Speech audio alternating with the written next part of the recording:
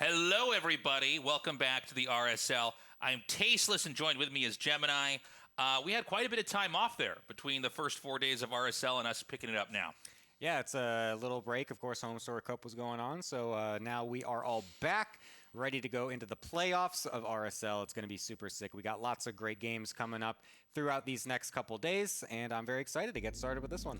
Yeah, I'm glad we had a little bit of time off here. We're going to be squeezing all of the RSL together, basically banging it out, so that we will just barely have enough time to then send all the pro gamers and casters into the Esports World Cup. So it's been a bit of a marathon, but I'm glad to be back and doing this.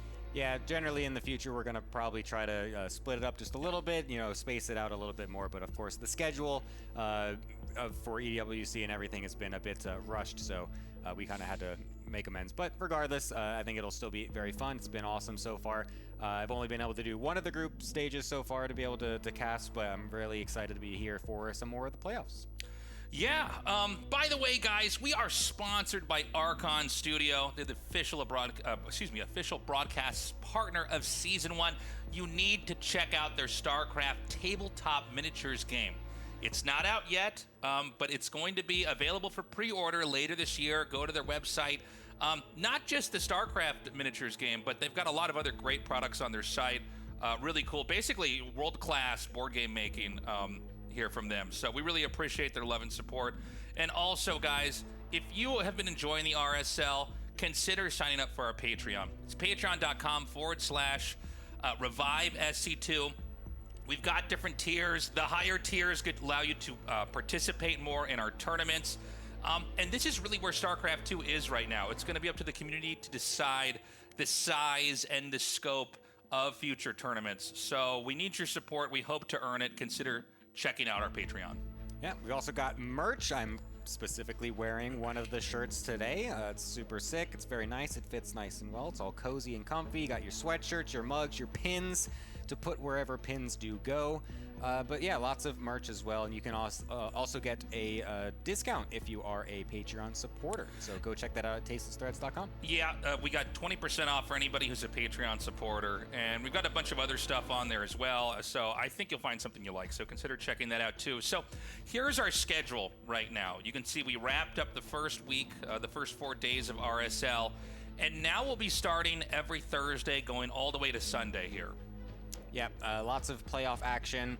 We're going to be doing 4 days straight with a couple of days break starting again the next Thursday as well, and finishing everything off on the 13th on Sunday. Good old championship Sunday for us over there as well. Should be very nice. Yeah, the groups that we've had so far, you can see the results over here. And it's been exciting. We had the choice when we started the RSL to opt with this being like maybe something live where we had anybody who's in Seoul participating. And after some deliberation with everybody who's been running this tournament, we kind of thought, well, there's so many good players internationally now. Let's have a tournament that, at least for the first few seasons we're doing now, can be online. So we can really see the competition between not just Korea, but with the rest of the world. And I got to say, we've had an all-star lineup for the first 4 groups. Yeah, and also some interesting surprises as well. I mean, if we never opened it up to, any different player, then Cham would not be the one topping Group C, which is a really cool story, and we'll be seeing him today as well. Unfortunately, against Clem, so it's going to be a bit rough for him. But regardless, it's still cool to see everybody. I mean, Rainer also in there as well. So here's the actual playoff bracket that we'll be doing. So today is going to be Classic versus ByuN as our first match, followed up by Cham versus Clem, like I just mentioned. Some excellent games to start off. Yeah, and tomorrow we're going to be going to the second half of the bracket. That's Hero and Shin and Cure versus Rainer. And it'll continue on. We'll have the losers on July 5th. We'll then go right back into the winners semis on July 6th. And then we'll have that final week to come out here and decide who's going to be the very first ever RSL champion. Yes. I'm liking the double limb format as well. I think it's nice to always give players a little extra chance after the group stages, so that way they don't just win or don't just lose like one best of 5 that maybe it's just like a bad day or something and then they're out. Give them a second chance at least to keep going. Will make things potentially more interesting. Yeah, so our first 2 players are ready to go here. Classic remembering to bring the trophies of the past here, ByuN. Nice. Not a very bare not a decoration this on the is wall. the most identical looking backgrounds as well. It's like They literally have the same color curtains. curtain. It's like the same type of corner that they're in. It's like, oh my god, I can't believe how identical this is outside of the trophies. Map 1 is going to be Kill Switch. We're actually getting that loaded up right now. Classic versus ByuN, a match we've seen so many times before here in the GSL. Now in the RSL to decide who will advance to be a little bit deeper here in the winner's bracket. In the center left is ByuN. The center right is Classic.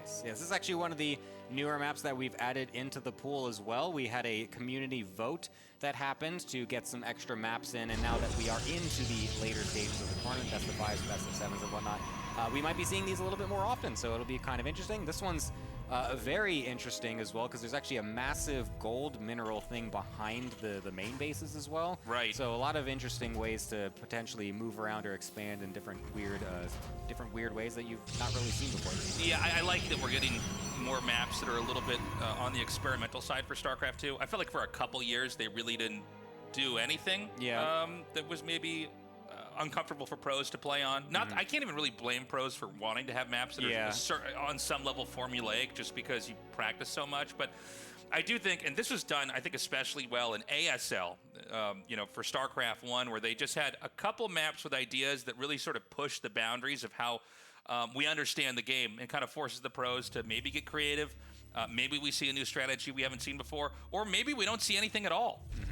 Yeah, maybe it just totally stock standard, regardless of what map it is, but it is cool to still see some of these new ones get added in. There's also going to be an eBay block, it looks like, for ByuN, so making it a little bit awkward for Classic to expand as quickly as he would want, and it's going to be just a normal Reaper to follow that up as well to continue the aggression. But actually, it's going to be Classic that's expanding over to a third base location instead, so we'll just be going for the forward third, just disregarding the eBay entirely, and ByuN, of course, will cancel it. That does, of course, leave Classic a little bit vulnerable to some certain attacks that may be coming out kind of quickly from ByuN if he wants to go for that, but the pros are usually, they kind of know what they're doing with these types of things. I wouldn't recommend, a Diamond League player to try this as a response, but I wouldn't be surprised if Classic has a very calculated response to any type of aggression that ByuN might try to throw out.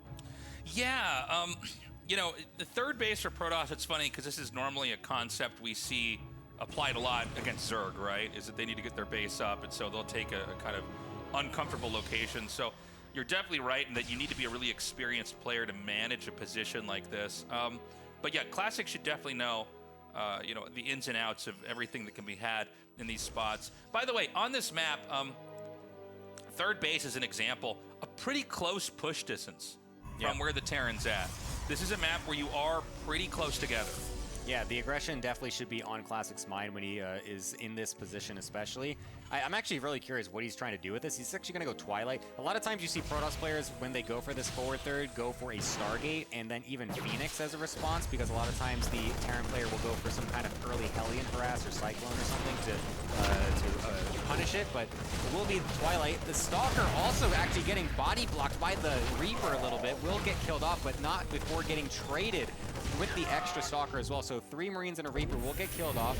That's limiting the potential push power of ByuN if he wants to go for something heavier later, but it will just be the Cyclone for now from ByuN as the follow-up. And will Classic actually have enough Stalkers at home to defend against this is the next question. He's already got the battery there as well, so I think he should be pretty okay for now. That was kind of an unusual interaction there. Yeah. You see the 2 Marines chase down a Stalker and then actually get the kill on it with the Reaper kind of there to help out. You're 100% right, Gemini, that the battery is going to be pretty helpful here. But, with Terran expanding here, he might be able to get something done. For now, the tech is very, very standard for Classic. He's going to be getting his Blink Stalker upgrades. He's getting his 3rd Nexus. He wants to play a defensive game. But that Cyclone and 4 Marines is on the move out right now. Yeah, Blink's going to be pretty far away from finishing, of course. Going for a double stalker sentry is going to make it so that way the Blink does end up being a bit more delayed.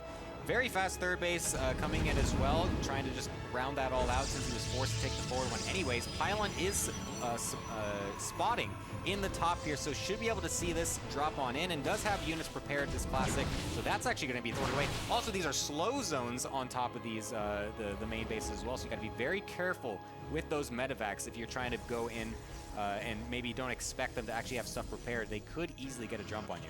So the Robo's coming along. Terran right now is just sort of building up all the pieces of the puzzle to eventually have a push. It should be probably Terran trying to push in and attack Protoss. The Protoss probably trying to hold that off.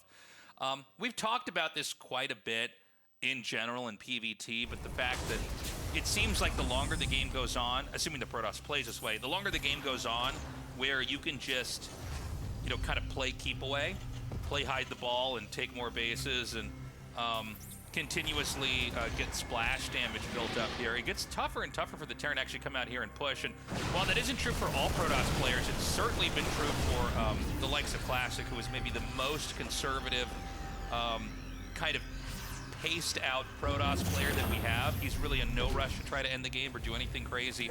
So I'm expecting to see an attack here from ByuN. We'll probably have to wait for Stim to be done.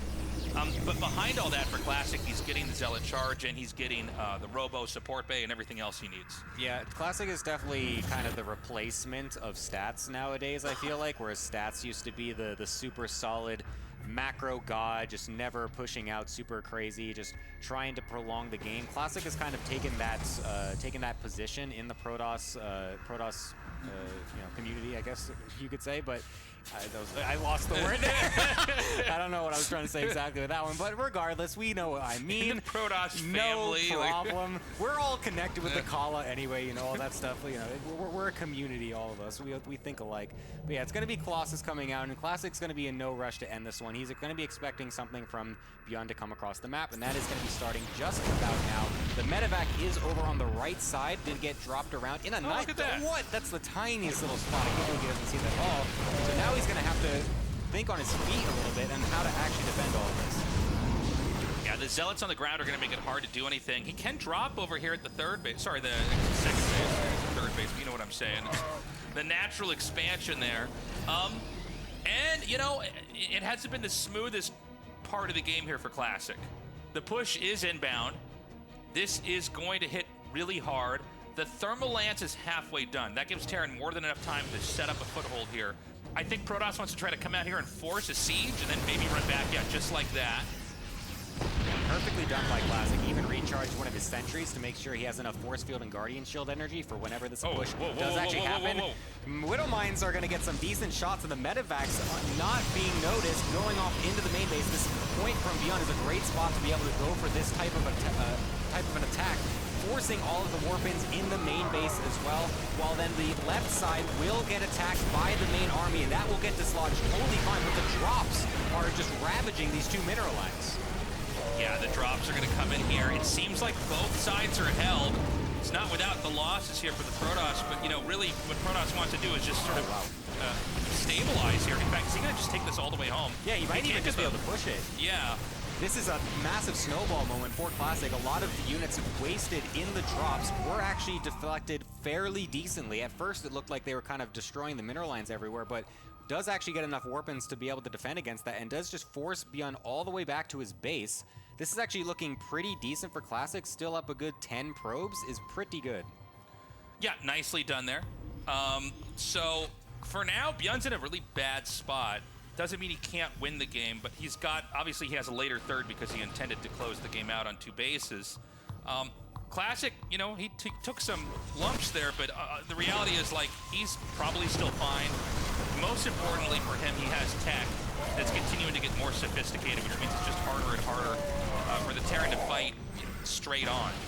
Like in that last engagement, we saw that both the drop was held and then the push was wiped, and he actually chased him all the way back, maybe overextended a little bit. But, you know, with the Warp Prism out now, I think this is going to be Classic's first turn to have the pendulum swing in the other direction. He's going to be the aggressor now, and he might be able to punch this third command center off of this landing spot right as it gets... Oh my god. Oh my god. If he had more Stalkers there, that could have been so risky, but it's still a really awkward position for ByuN. Forced to micro back into his natural, forcing the third to get lifted as well. The SCVs are even going to have to maybe take part in this fight if he wants to actually take this position. And Classic is doing a good job of not over-committing, but just continually forcing this engagement to make it as hard for ByuN as possible. Yeah, he's doing a great job juggling the Colossi here. The counter drop, it's just too small in size and scope to really do anything. In fact, it's 13 SCVs killed. I don't believe a single probe was shot down in that drop. I think ByuN would have had to do that manually. The fourth base is going to start any second now, and then this push, I think he can just force this to lift. Yeah, this is going to continue to be very difficult for ByuN to hold. He could even just do what ByuN was doing before and just take that War Prism, go right into the main base and split the army. It's going to be way more difficult for ByuN to respond to that than Classic was able to just before. And he might even just go for a big frontal push. Anyway, there's so few Vikings, and the Stalker count has finally gone up. Yeah, we can blink on forward, target those two Vikings down. Now these Colossi have nothing to go against them. Unfortunately, not too many more force fields are available, so it will be a little difficult to constrict this movement, but I don't think it matters. I mean, he's got so much army. He's got the prism still there. GG is called Classic with a solid first game victory. Yeah, beautifully done. I think ByuN, for a little bit there, he actually did look kind of scary. Yeah. When he was moving out, the drop seemed pretty strong. It did seem like Terran was a little bit squishy in the actual push itself. Classic definitely made the right call in moving out and forcing the tanks to siege and then running back away. If the tanks could have been sieged up and the reinforcements could have gotten in a little bit more neatly, maybe the third base would have fallen. But, you know, it goes in line with the whole thesis we've had in PvT right now, which is that the Protoss is less burdened to end the game, and instead it's more required that they just kind of drag the game out and then get all these powerful techs that make it really hard for these kind of balled up Terran armies to push across the map and attack in. Yeah, I mean, it definitely... Like, you see it in these games where the Terran is the one that generally has the earlier power spike in the mid-game. Yeah. Whereas the Protoss, like, sure, you could do maybe like a 4-gate blink or something like that, but generally right after that stage, like after the 5-6 minute mark, is when the Terran really starts to ramp up, their production comes on in, and then they're the one that they're supposed to be on the map. The Protoss, if you're trying to really end a Terran at that point, it's very awkward. It feels weird to do. There's no real actual avenue for that, so you need to soak it, you need to just wait it out a little bit and then go for the counterattack, just like Classic did that last game. Okay, we're going to go to the map Persephone here for game number 2. Obviously, this is a best of 5. Classic right now with a 1-0 lead. Let's see if ByuN can come up with something stronger. Maybe not even something different, maybe the same, but, you know, a little bit more effective here, because Classic looking very good. On this map, both players sharing the left side. Classic at the top and ByuN at the bottom. Yeah, this one has been in the pool for a little bit, so players should be a bit more familiar with Persephone. Maybe ByuN was a little bit uncomfortable with that last map as well, maybe not expecting Classic to pick it earlier. Actually, I'm not sure which player picked it first, but the fact that it was a smaller map does kind of lead towards the option that he went. I liked the eBay block idea, going in eBay block, forcing the third forward. It was a bit unfortunate that the Stalkers kind of traded with the early Marine and Reaper so well. Maybe thwarting an idea that maybe ByuN wanted to try to do something a little more aggressive with the Cyclone or something and then lead up to that big tank push.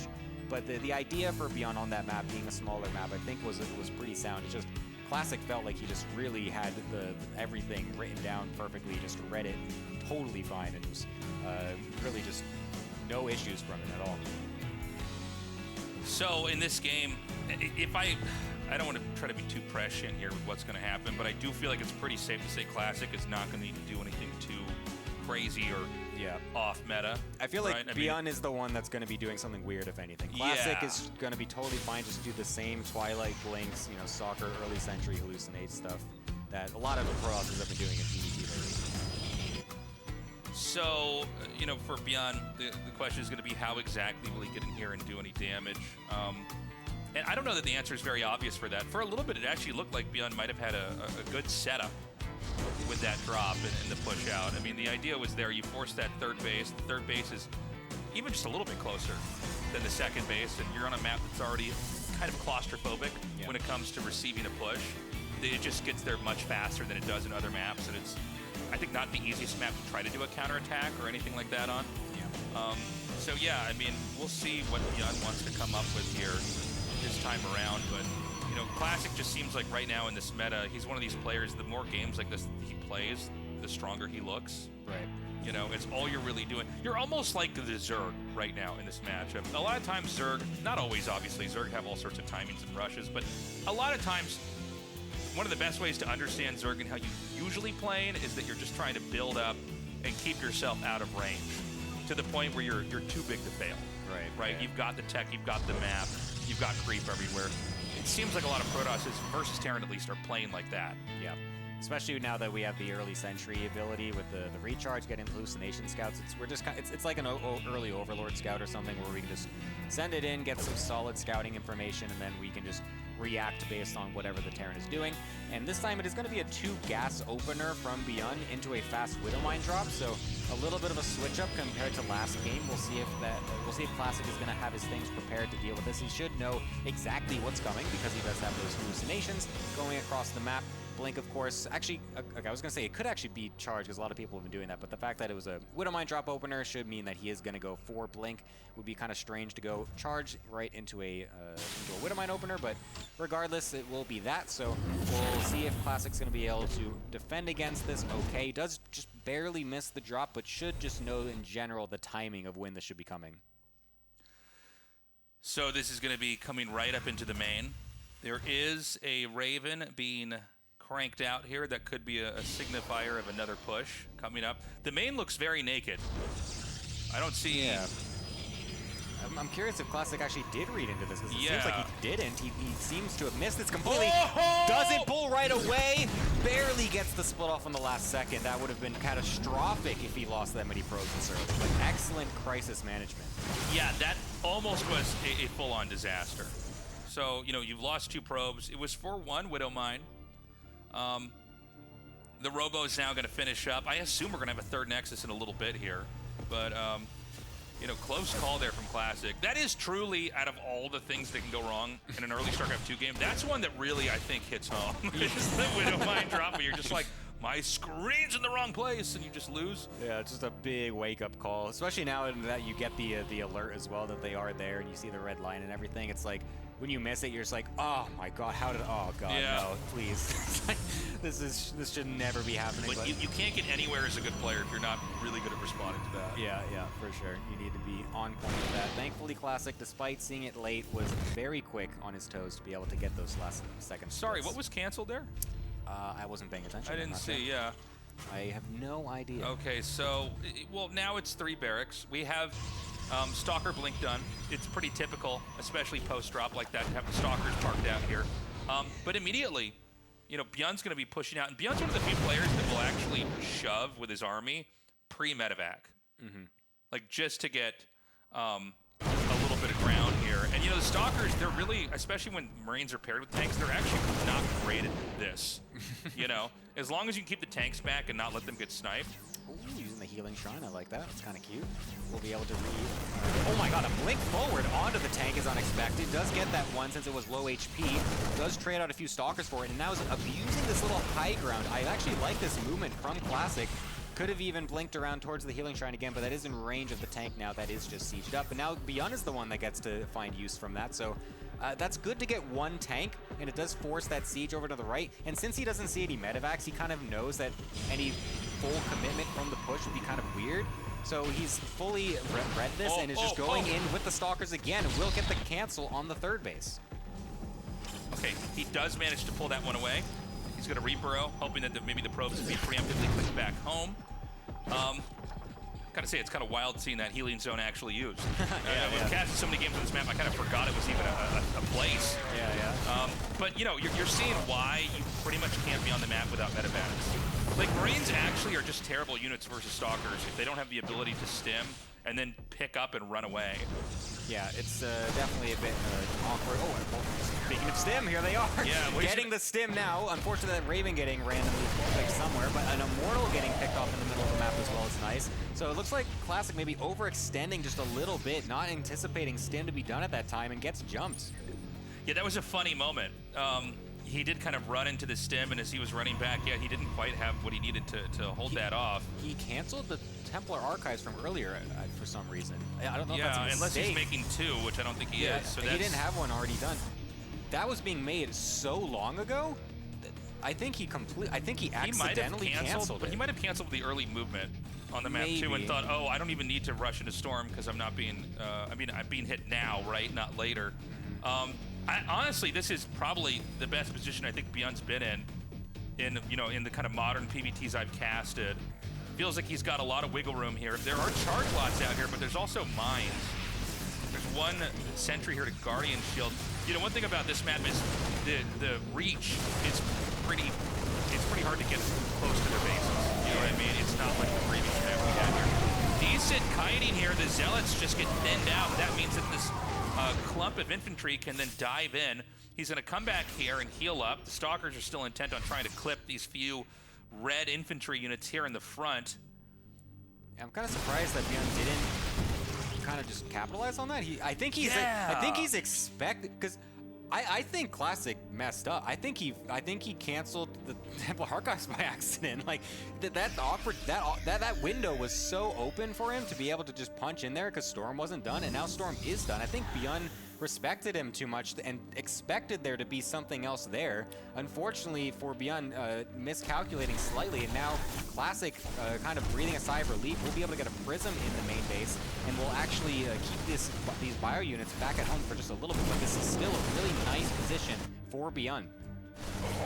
Yeah, this was a moment where maybe it's going to be haunting ByuN for later on, because now Classic is keeping ByuN pretty occupied back there. The Observer is gliding over this army. I don't know that he's going to see it. He's probably too busy mopping up this mess inside of his base. But there's also a push happening out here. A dodge on the Storm. At least one more Side Storm in the pocket here for Classic. Oh my god, it's so low. Oh my god, that thing is full of energy. Does get one Storm off as well. We'll get to the battery, so is healed up. So unfortunately for ByuN, doesn't quite get that last hit, but nice management from Classic to keep those alive. Because if he loses these Templar at this point, then that window opens up wide again. This Prism is doing an excellent job as well of keeping ByuN preoccupied, so that way he can't fully focus on the full-on attack. No units getting streamed across the map or anything. We'll be able to just recall it right back home as well to keep it alive. So Classic doing some nice, again, crisis management, just like last game, to keep himself in the game when it looks a little bit awkward.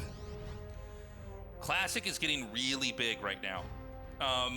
There is a small army here for ByuN that's over at the center right. It seems like Classic is basically getting ready to block that if there's a push from there. In fact, no, he's headed southbound. He is going to run right into this. And I think ByuN could just lose this almost instantaneously. Oh, no. He's not paying attention either. That's really unfortunate for him. The speed zone's even going to help Classic to chase that as well, which is kind of cool.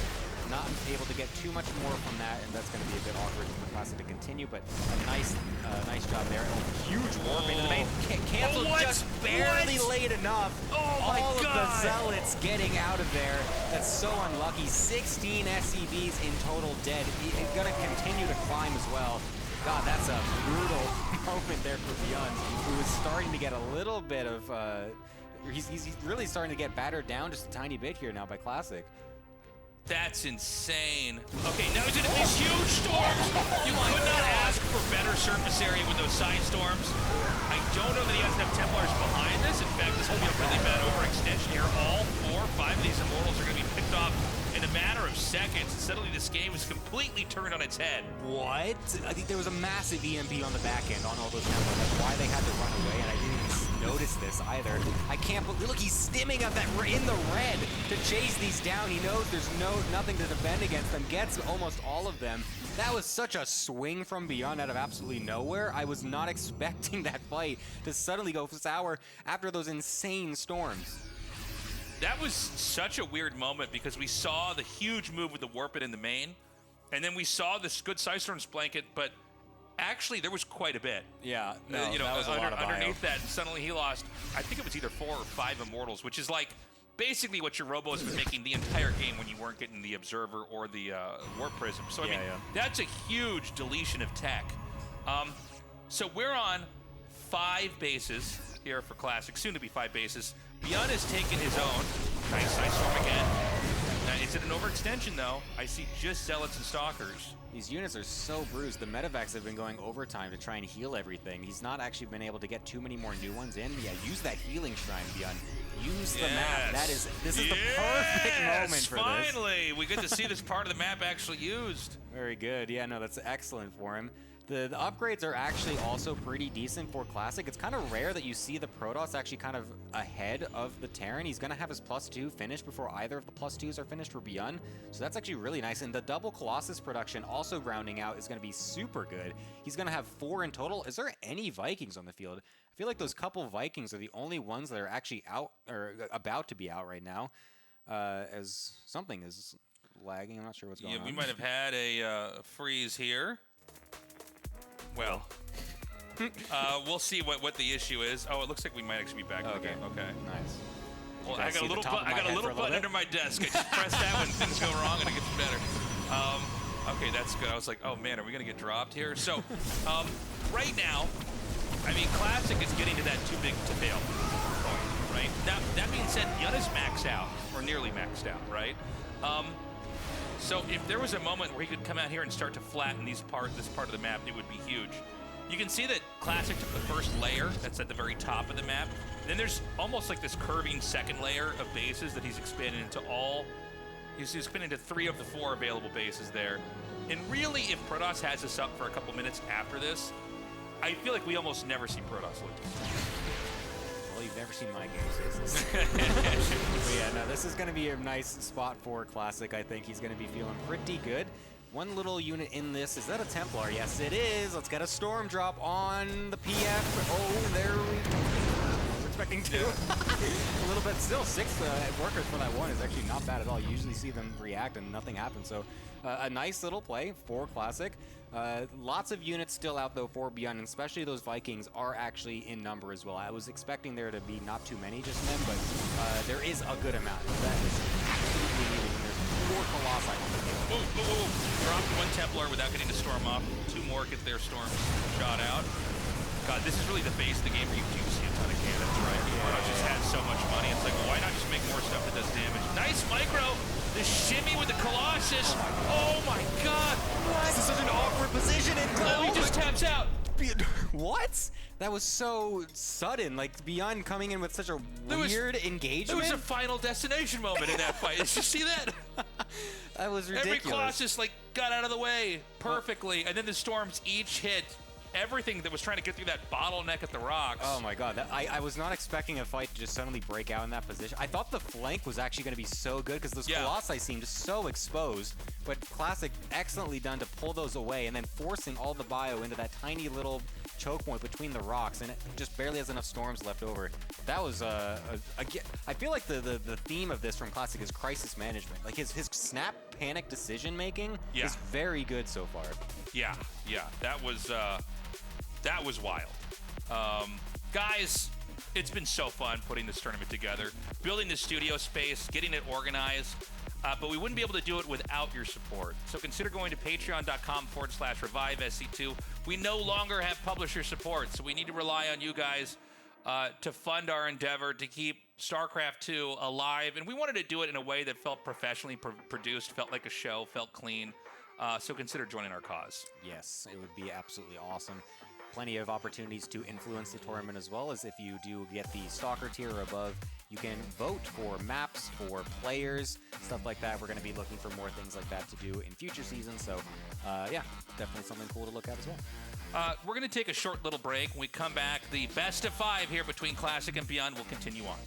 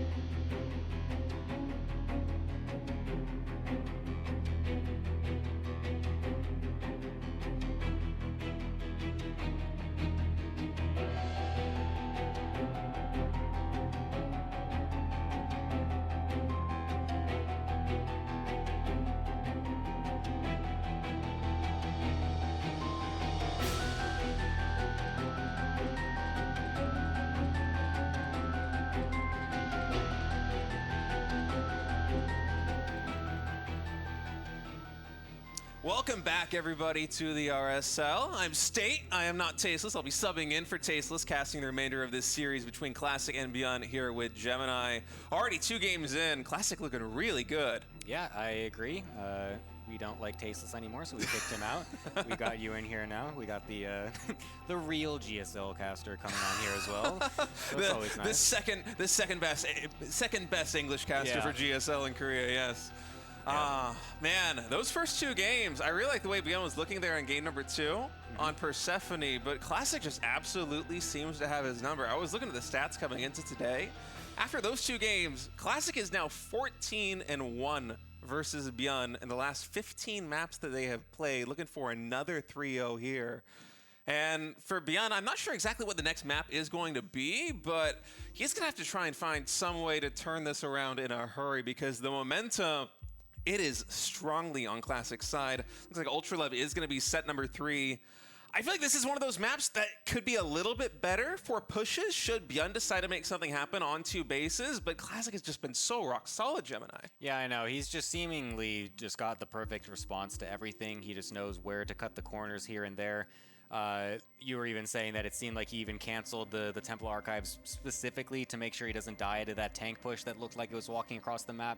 So it's like those types of things as well, where it's like I'm playing and like I never feel safe doing something like that because like what if I'm always thinking like, well, what if I'm just like misreading it? What if he's actually just gonna push a little bit later and now I just don't have Storm done? But it's like Classic just kind of knows exactly what's going on, and it felt like he was actually even gonna die to those the Marauder push that was just coming in when he didn't have Storm at all. But he He didn't. ByuN ran away. He feigned like it's like a bear's running at you or whatever, and you have to like act big or whatever.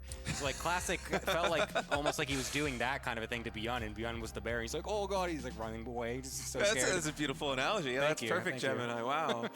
Yeah, it felt like that ByuN kind of had the pieces there to make something happen, but Storm just came in at such an awkward timing. He probably wasn't anticipating it. Let's see if Fate's going to go better for ByuN here in map number 3. Ultra Love is beyond the red Terran spawning in the bottom left. Classic, the blue Protoss in the top right.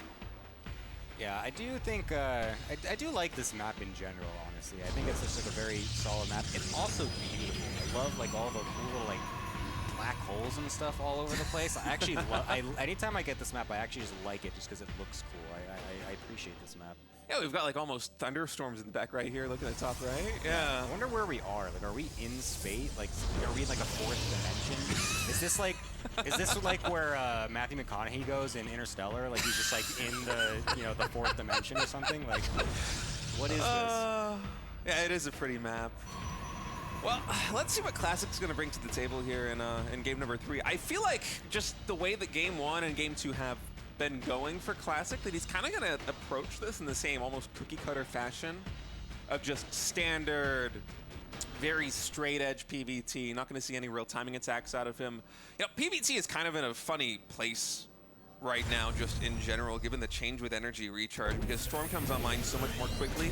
Being able to instantly energy recharge, and get one Storm on the board is so nice for making that transition, which historically has been very bumpy for Protoss players, a lot easier. And I feel like for a player like ByuN, in early game TVP, very often it's the Terran that has this Swiss Army knife of different builds they can deploy, like Widowmine drops, like Siege Tank pushes, like Hellion Reaper pushes, that try to get some kind of economic damage done to the Protoss to stop their growth. But given the current state of PvT, it feels like Protoss players, even when they don't go for the energy recharge hallucination scout, as Classic hasn't really been going for it in game 1 and game 2, they've just gotten so good at navigating the early game and getting up to 3 bases so quickly and so safely that, as you said, in game number 2, it seemed like ByuN, he had this one window where Storm wasn't done. He had a ball of Marauders and Marines, and he was almost at a point where he could break Classic, but as soon as that window closes, it becomes exponentially more difficult, unless you're playing like Clem,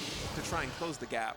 Yeah, unless you're literally the best player in the world or something, then yeah, it's impossible to beat a Classic who's at this level lately. I mean, coming with the GSL victory as well has been super sick, so obviously wanting to repeat that, or continue it, I should say, with RSL as well.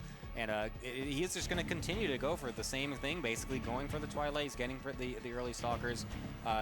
Did he actually get, is this the second Stalker, or is this did he go Sentry before this actually? I think he went Stalker Adept here, which is a little bit of a mix-up for Classic. I'm not sure exactly what the Adept brings to the table in this situation, but yeah, it's an interesting choice. Hellion's going to get caught by that Adept, immediately take some damage there. The Glaive's going to hit it, and Adept and a Stalker, they pair really well. You can see Classic actually changing the focus fire on the Adept to different Marines to make sure he doesn't overkill, so the Stalkers can just finish the Orange Marines in 2 shots, so he's able to trade exceptionally well. Yeah, I do like this, because he also did something similar in the first game with the early Stalker push, but this time it's with the Adept, so Classic seems to be really just varying up just his early unit pressure a little bit and just trying to throw them at the Terran just to throw them off guard a little bit, and it seems to have worked both times. This time getting rid of the Marine count to make it so that way the Hellion is just forced to be a scouting Hellion. Nothing else to be done there. The Reaper, in the first game, the Reaper getting killed as well to deny that extra scouting. And now these Stalkers, the Stalker is able to just come on home. I mean, sacrificing the Adept is not the biggest deal, honestly. I think this is pretty good for Classic and just able to go right to the 3rd base as normal, getting a Blink. I like this this variation that Classic likes to do, where he just throws these early gateway units across the map, and seemingly no matter what he gets. Yeah, I actually really like the addition of the Adept too, because as you said, it's so much more expendable than an early Stalker, and the fact that it pairs well versus the Marines in these kind of situations is just so nice. As now Classic is going to spot this drop coming in. This is a Siege Tank drop with 4 Marines. ByuN's going to try and see if he can get a cancel, but with these Stalkers already out, oh, I love this hot pickup micro coming in from ByuN. Blink still maybe 20 or 30 seconds away. Hellion also running some natural expansion. No battery there, Gemini. Yeah, that's actually pretty good. Keeping that alive for so long, just kind of hiding in the corner and going in at the opportune moment is great. Picking up that medevac is also good, and barely getting close enough to deny the tank from getting any more damage, but there's still enough Marines that this is still an awkward trade for Classic, and I think actually a bad one. Sure, getting the medevac is fine, but losing all these units, assumingly, I thought that Stalker, but 1 HP will be able to skitter on away, so that's also nice, but this is a little bit of an awkward trade for Classic that is trying to still, he doesn't want to lose so many Stalkers in this early game because you really don't want to remake Stalkers as a Protoss player. You want to just have your simple base amount and go with that. Finding this tank again in the middle of the map, ByuN again keeping it alive just barely, and the Stalkers also getting killed off as well. Excellent micro from both, but ByuN coming out ahead in these early skirmishes.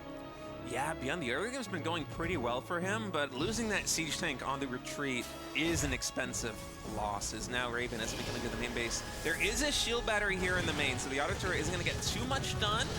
Actually can't even really focus fire down the probes on that gas, so very well parried there by Classic, as now the Reaper's going to come here into the third. Classic continuing to power up. Still no splash damage for Classic. As you were saying, Gemini, losing Stalkers like that in the mid game, it really slows down the transition either into Colossus or into Storm Tech because it's so gas intensive.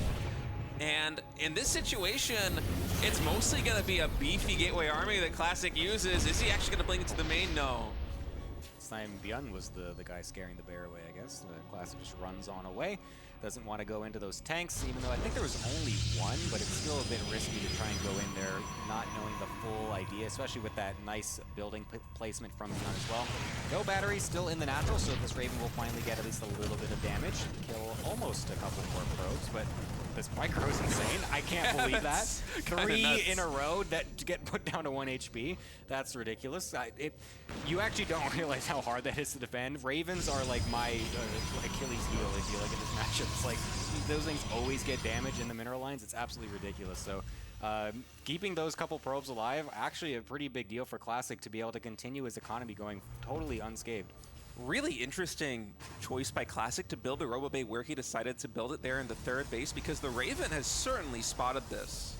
And so ByuN is going to know that this is going to be the tech of choice coming in for Classic and that it's not going to be online for a while. I wonder if this is Classic trying to bait ByuN into an attack because he had this big powering of gateways. Charges done. The army here for Classic is very low tech, but it's very powerful. We have Immortals, +1 ground weapons will be finished, and a ton of Charge Zealots have warped in. Still no Colossus production. It's only just now starting. The Raven, again, of course, does see this, does see the Thermal Lance. ByuN's gonna think he has a window, but Classic already on 5 or 6 gateways? Actually, a lot more than that. This is 8 gateways of Stalkers and Zealots just ready to go toe-to-toe with this Terran army. Yeah, I think ByuN will be, I mean, he is at least securing his third base, so he's not going to be super committed with this push, but he does, of course, want to test the waters. You always want to try to move out as the Terran when you can, because there is still opportunity to be found with medevacs and whatnot. And this forward attack is going to be kind of delayed a little bit, but it's honestly not super tank dependent, to be honest with you. The Bio can kind of just run forward a little bit, then go back to those tanks now that they have sieged up. And the Raven is somewhere still pesking around in the back end, but ByuN is actually getting a little bit far away from the tanks. I don't think he really needs to be going this aggressive with this army.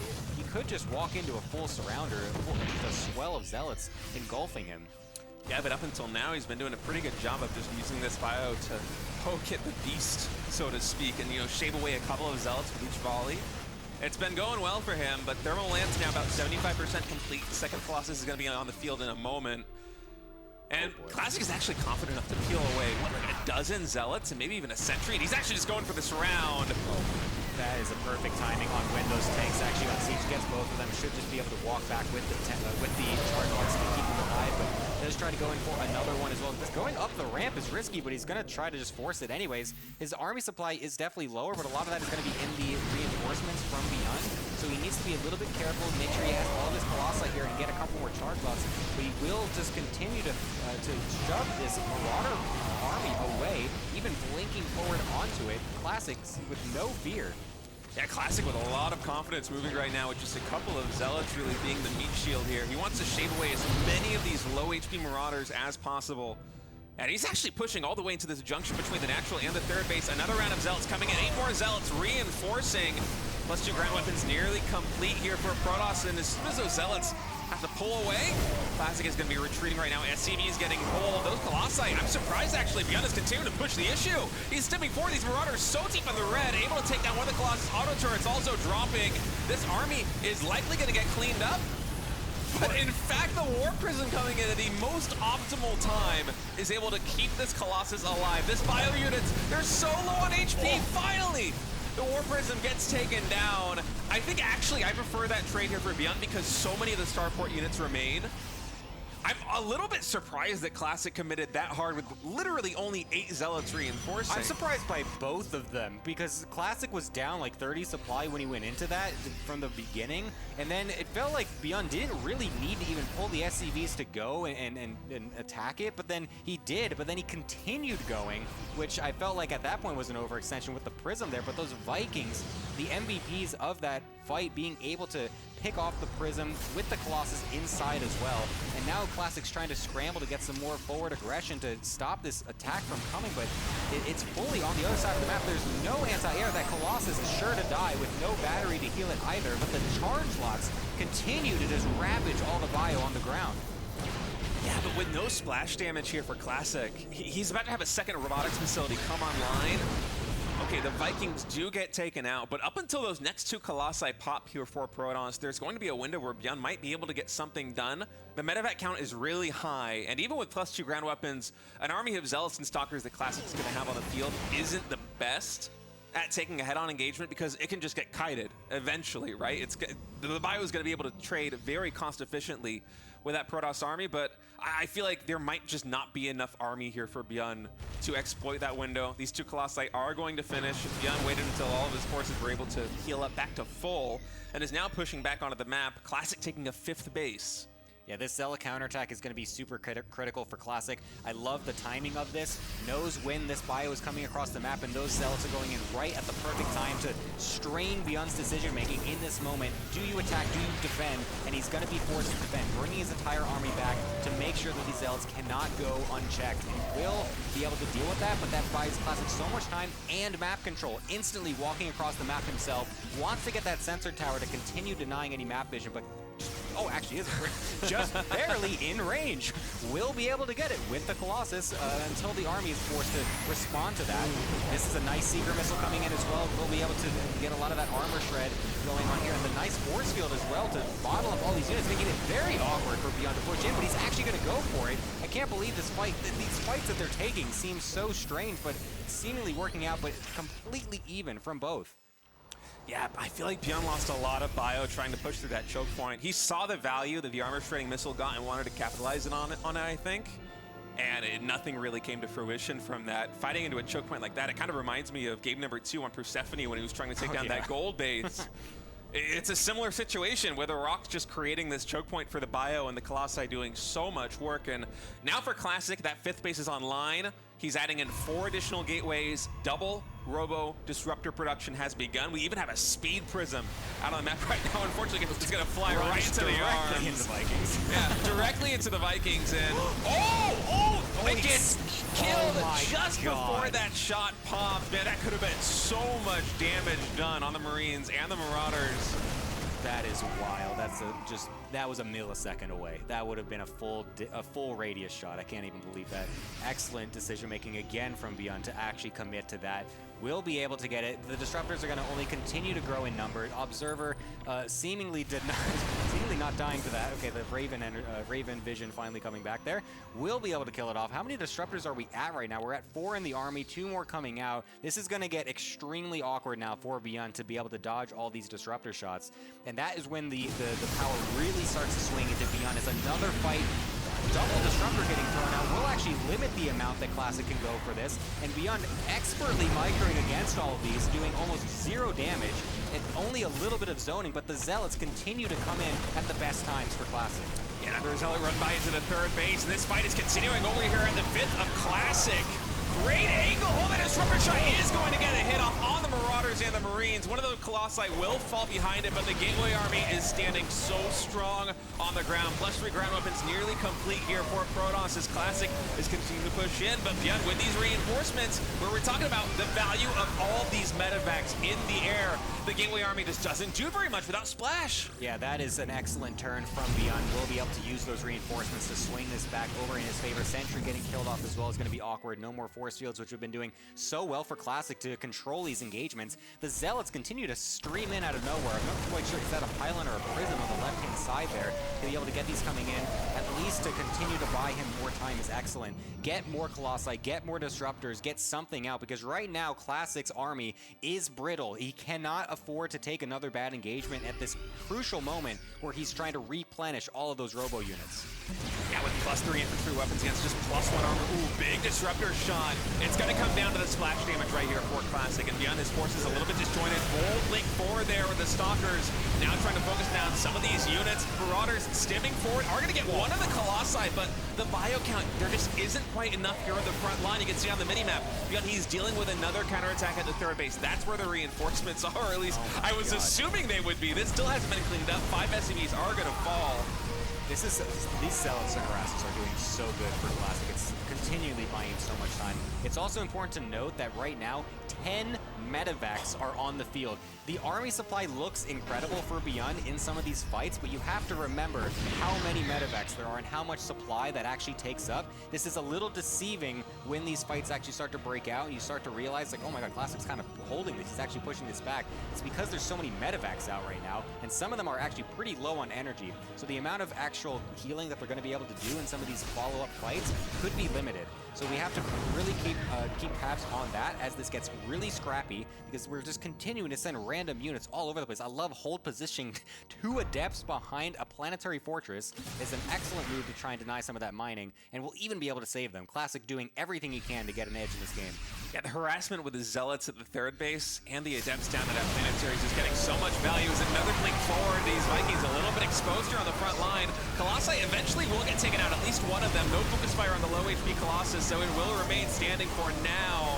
Oh man, the damage is so evenly distributed, but ByuN coming in from the flank with more Marauders able to stem forward, and once again, the splash damage for Classic is reset down to 0. There is no Storm Tech follow-up behind this. Energy recharge, not going to be able to do very much back at home. We do have 2 more Disruptors about to pop, but these Zealots are basically all he's got. That's an incredible swing from ByuN. I cannot believe that he was able to actually keep his units at the top alive long enough. Runs away from this Disruptor shot as well. 2 Disruptors were used in the last fight by Classic that got completely dodged, doing 0 damage in the same exact spot as well. So a bit of a misuse of some of the Disruptors in the army. EMP blanketing all of the Zealots as well. These splits continue to be so excellent. Target fire as well from ByuN. He's finally finding his groove in this series and is doing excellent here. He needs to get some of the more reinforcements getting on into this fight though, because the Zealots will start to clean this up if the medevac energy is not there. So ByuN will have to be forced back right now. But again, look at this medevac count. I can't even believe it. He's got a medevac for every single unit, it feels like. And it's going to at least deny ByuN a win for now. But Classic continues to be reeling. I mean, look at this. 12 Zealots, a Stalker, and a Sentry. That is not the army you want 18 minutes in to a PvT.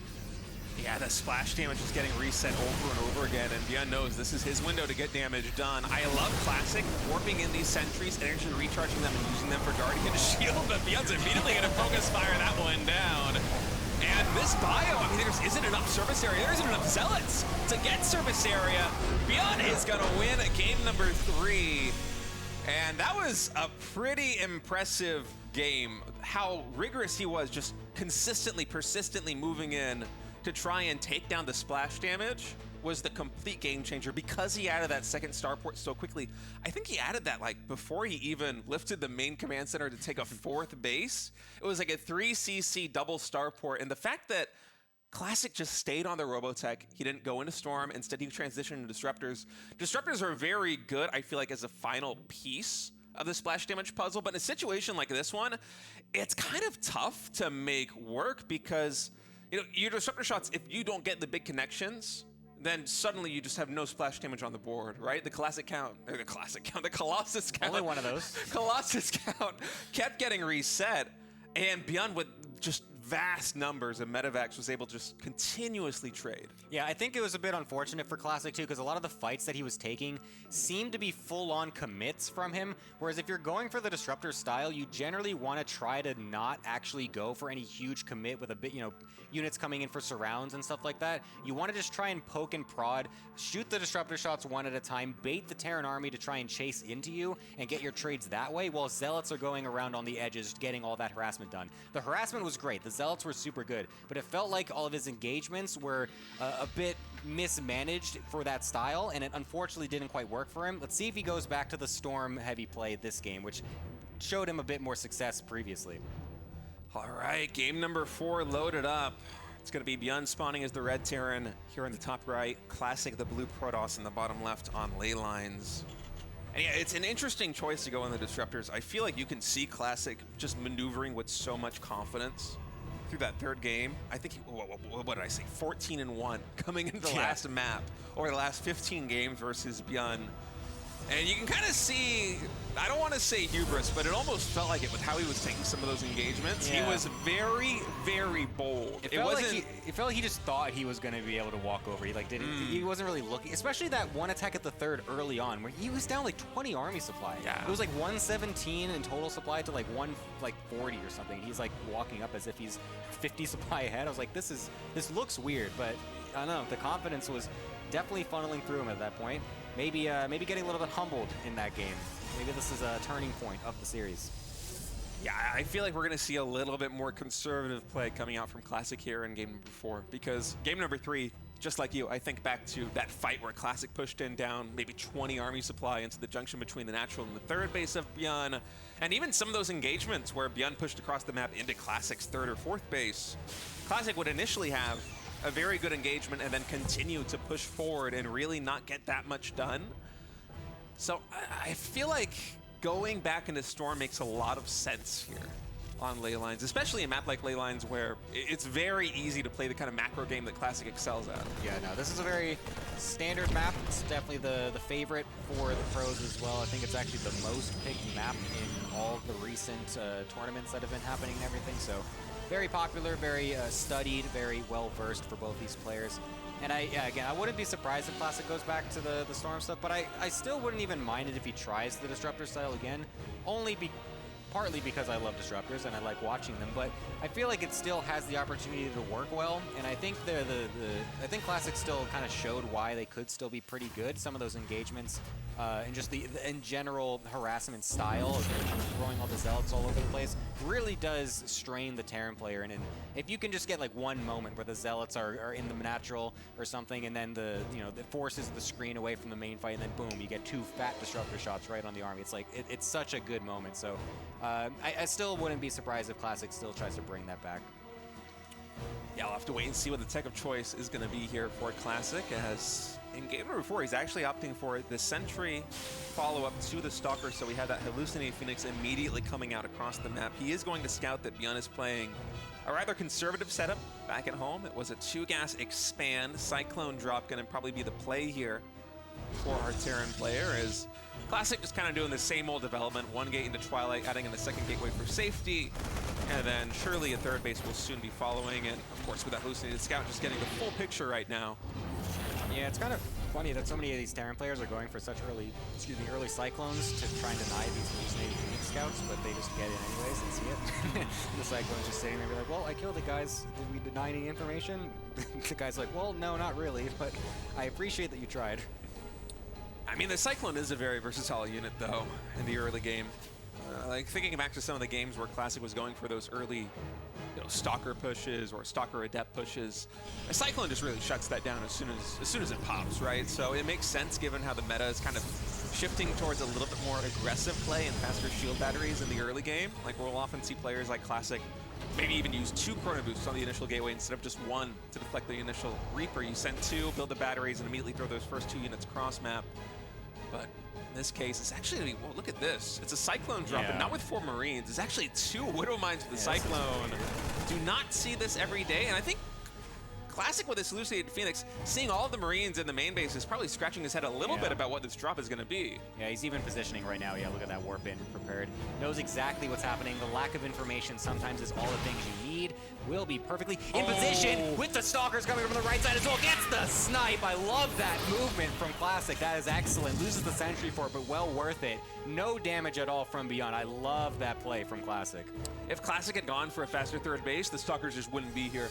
He wouldn't have enough army on the ground to intercept that medevac. And now he takes the win. He's like, all right, you know what? I'm going to wait until I have enough energy, probably hallucinate a Phoenix or some probes or something, take down that Widow Mine. A very nice start here for Classic, and given how late this third base is from the Protoss player, of course, with Blink, you can also just defuse it like this. I feel like there is a real room, or real potential in the room for Classic to get some damage done with these Stalkers. He has so many more. He's actually taking up very rapidly behind this into Storm. Yeah, I think he just realizes how much he just completely denied the momentum from ByuN. And it's like, yep, let's get our Robo, let's get our Templar Archive, let's go right in. Let's also go right into the natural and just pick off this tank for no reason. That was insane. Loses a couple Stalkers for it, but again, not the worst trade ever. No stim on these Marines, no bunker ready. Means that that tank is just a sitting duck for these Stalkers, apparently. Classic is just taking every opportunity he can, seemingly not fazed by that last loss. No, I think it's a really smart move, taking down that Sage tank. You lose a couple of Stalkers for it. It might not be cost efficient, but think of ByuN's build going double gas into the expansion. Oh, actually, forget about thinking about that. This Banshee getting a lot of damage done. Classic really playing light on the shield batteries in the main and the natural expansion. These Stalkers, I think, barely not going to get the Banshee. Actually, completely. That Banshee blindsided me, too, not just Classic. I didn't even see it in the production tab or anything. Where did that even come from? Yeah. Oh, he's just going to sack it, too. I think this is smart coming in. He's going to get, what, 3 or 4 more probes? Oh, isn't he going to get away? Bad. One more hit will kill it. No! Oh, wow. Oh, you deserve it. No, that's so sad. That's absurd. God. I feel like here as Classic, you warp the Templars. Dude, you know what you do is ByuN? You never move that thing for the rest of the game. Never leave with that. Just leave it there. Let him sit. Let him wonder about it the whole time. That is so frustrating.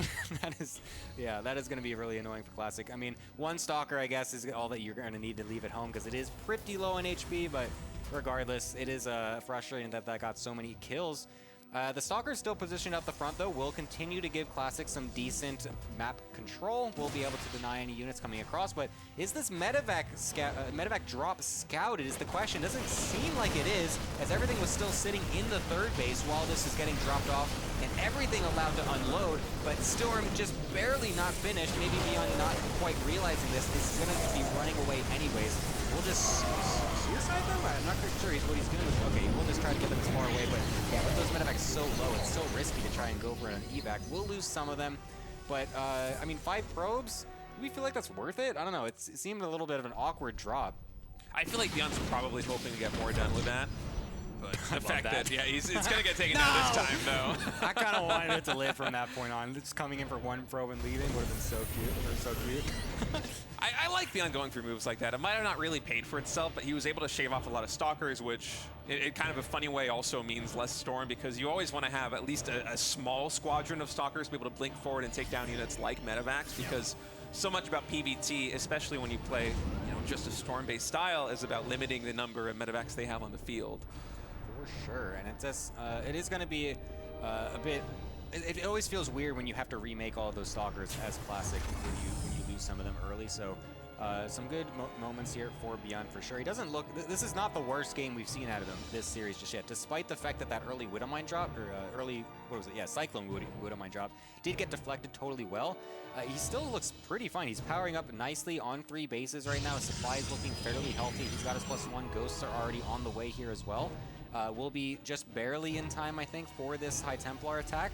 So Classic's trying to hit a little bit of a timing before all of these ghosts start to get out, and that's actually a lot of zealots. This is kind of a bigger timing than I was expecting, actually. He's really going to try to shove this. Yeah, Classic's going to commit a lot to this attack, and ByuN, with these Widow Mines defensively placed like this, that is 4 Widow Mines in a beautiful arc. With such a zealot-based composition here from Classic, I feel like you can't really get much done. The Storms are going to take down 6 SCVs and damage the bio there in the mineral line of the natural expansion. I think a very wise move from Classic to pull back, add in the Robo Bay, get some extra upgrades going with these forges. But I really like ByuN's position. I feel like this is totally playable. You know, the initial drop, as we said, didn't get too much done, but the follow-up Banshee did. And let's not forget that the reason the drop didn't get too much done is because Classic delayed his third base so long.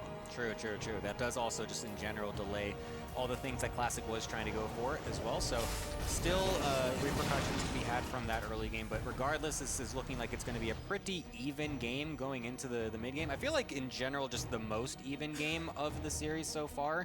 It feels like both players just kind of have a solid footing on where they are right now. And I think Classic going back to his High Templar style that he was finding success with at first is going to give him a lot of positions to try and get something here. Also, just leaving a couple random ones in the middle of the map, waiting, lurking to see if any bio comes by on the high grounds, trying to get little storms here and there, maybe some feedbacks as well. Absolutely love seeing this.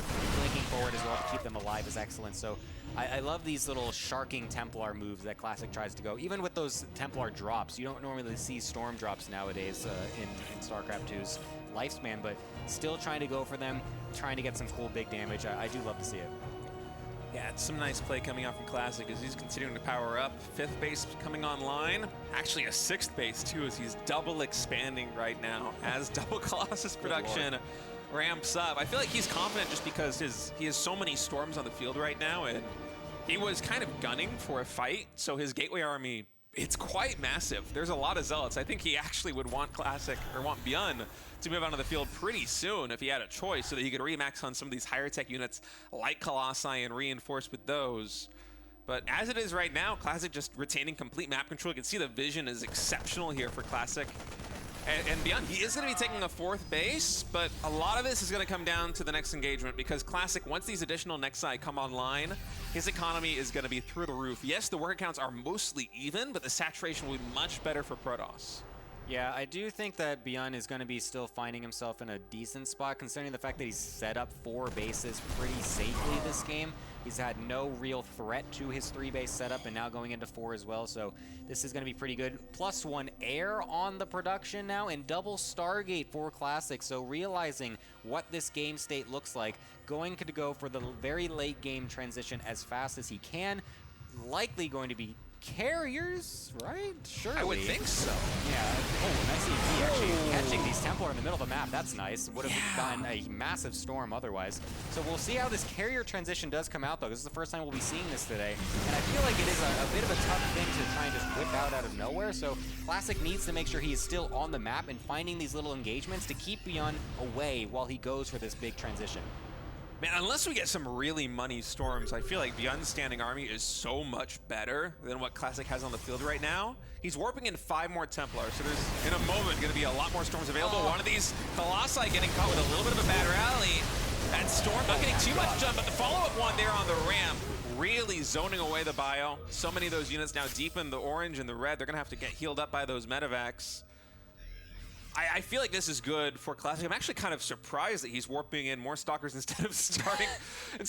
This is, man, the tension here. I can't believe that Templar is even there. Like, what is that trying to go for? Like, is that like trying to find a 4 medevac drop on the right side or something? Like, so out there, but thankfully ByuN will see that, doesn't get stormed or anything, but it seems like the carrier transitioning is not going to happen just quite yet because we're obviously maxed as Classic, so he's going to need to be able to take some kind of engagement or just shed off some of these units to actually start going for that. Wouldn't be surprised to see if he just splits off some zealots somewhere. It looks like he's trying to push up into his forward base, but it's going to be very awkward with these tanks set up. Kept alive from the early game is very nice, so we'll be able to keep that safe, no low ground shenanigans, and a factory even finding value late into the game. Love it. Yeah, I love that factory there. By the way, ByuN right now starting 4 command centers, an extra-orbital and a planetary. So he is absolutely getting ready for that late game. Big fireball coming in. That storm, I mean, they all stand right on past it. So these Marines and Marauders able to quickly shoo away this small gateway force. And with these upgrades coming online here for ByuN, it seems like we are probably going to be going into that late game. And maybe this is what Classic was anticipating with this very fast double Stargate transition. I feel like we're seeing it much faster than we normally do. Maybe PvT, I mean, we frankly very rarely see it, even in late game in PvT, but we're just kind of trending in that direction where ByuN is going to eventually have enough orbitals that he can start sacrificing SCVs, have a better army on the field. And we have 2 more Stargates getting thrown down for Classic as he pushes into this planetary fortress. Storm, able to connect with some of the Marines, some of the Marauders there on the side. Now going to try and take down all these SCVs, so there isn't too much repair on that planetary. Finally, it will get taken down, but with no more Storms left, how much value is ByuN going to be able to get on the retreat? It seems like not very much. His Classic just a little bit ahead of him, retreating back to the top left side of the map. Yeah, I do like that little poke. Will at least get rid of some of his supply while killing a lot of the economy from ByuN, as well as one of the bases, so that's really nice. And will allow Classic, if he wants, to start up his late game transition, which will be carriers, or sorry, Tempest apparently, not the carriers, and a mothership. Now that's very interesting. We haven't even seen any ranged liberators yet from ByuN's side, so I'm actually curious why Classic is even going to go for this Tempest transition.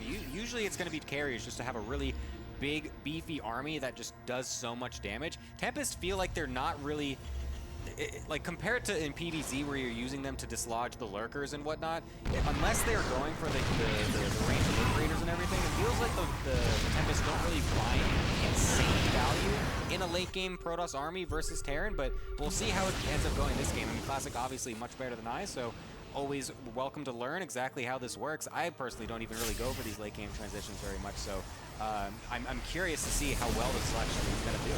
Triple expand for Classic right now. One of these Nexus will get denied. I think the decision that Classic is making, hold that thought, this is a lot of bio coming in. Right now at the 5 o'clock base, Recall is going to pop.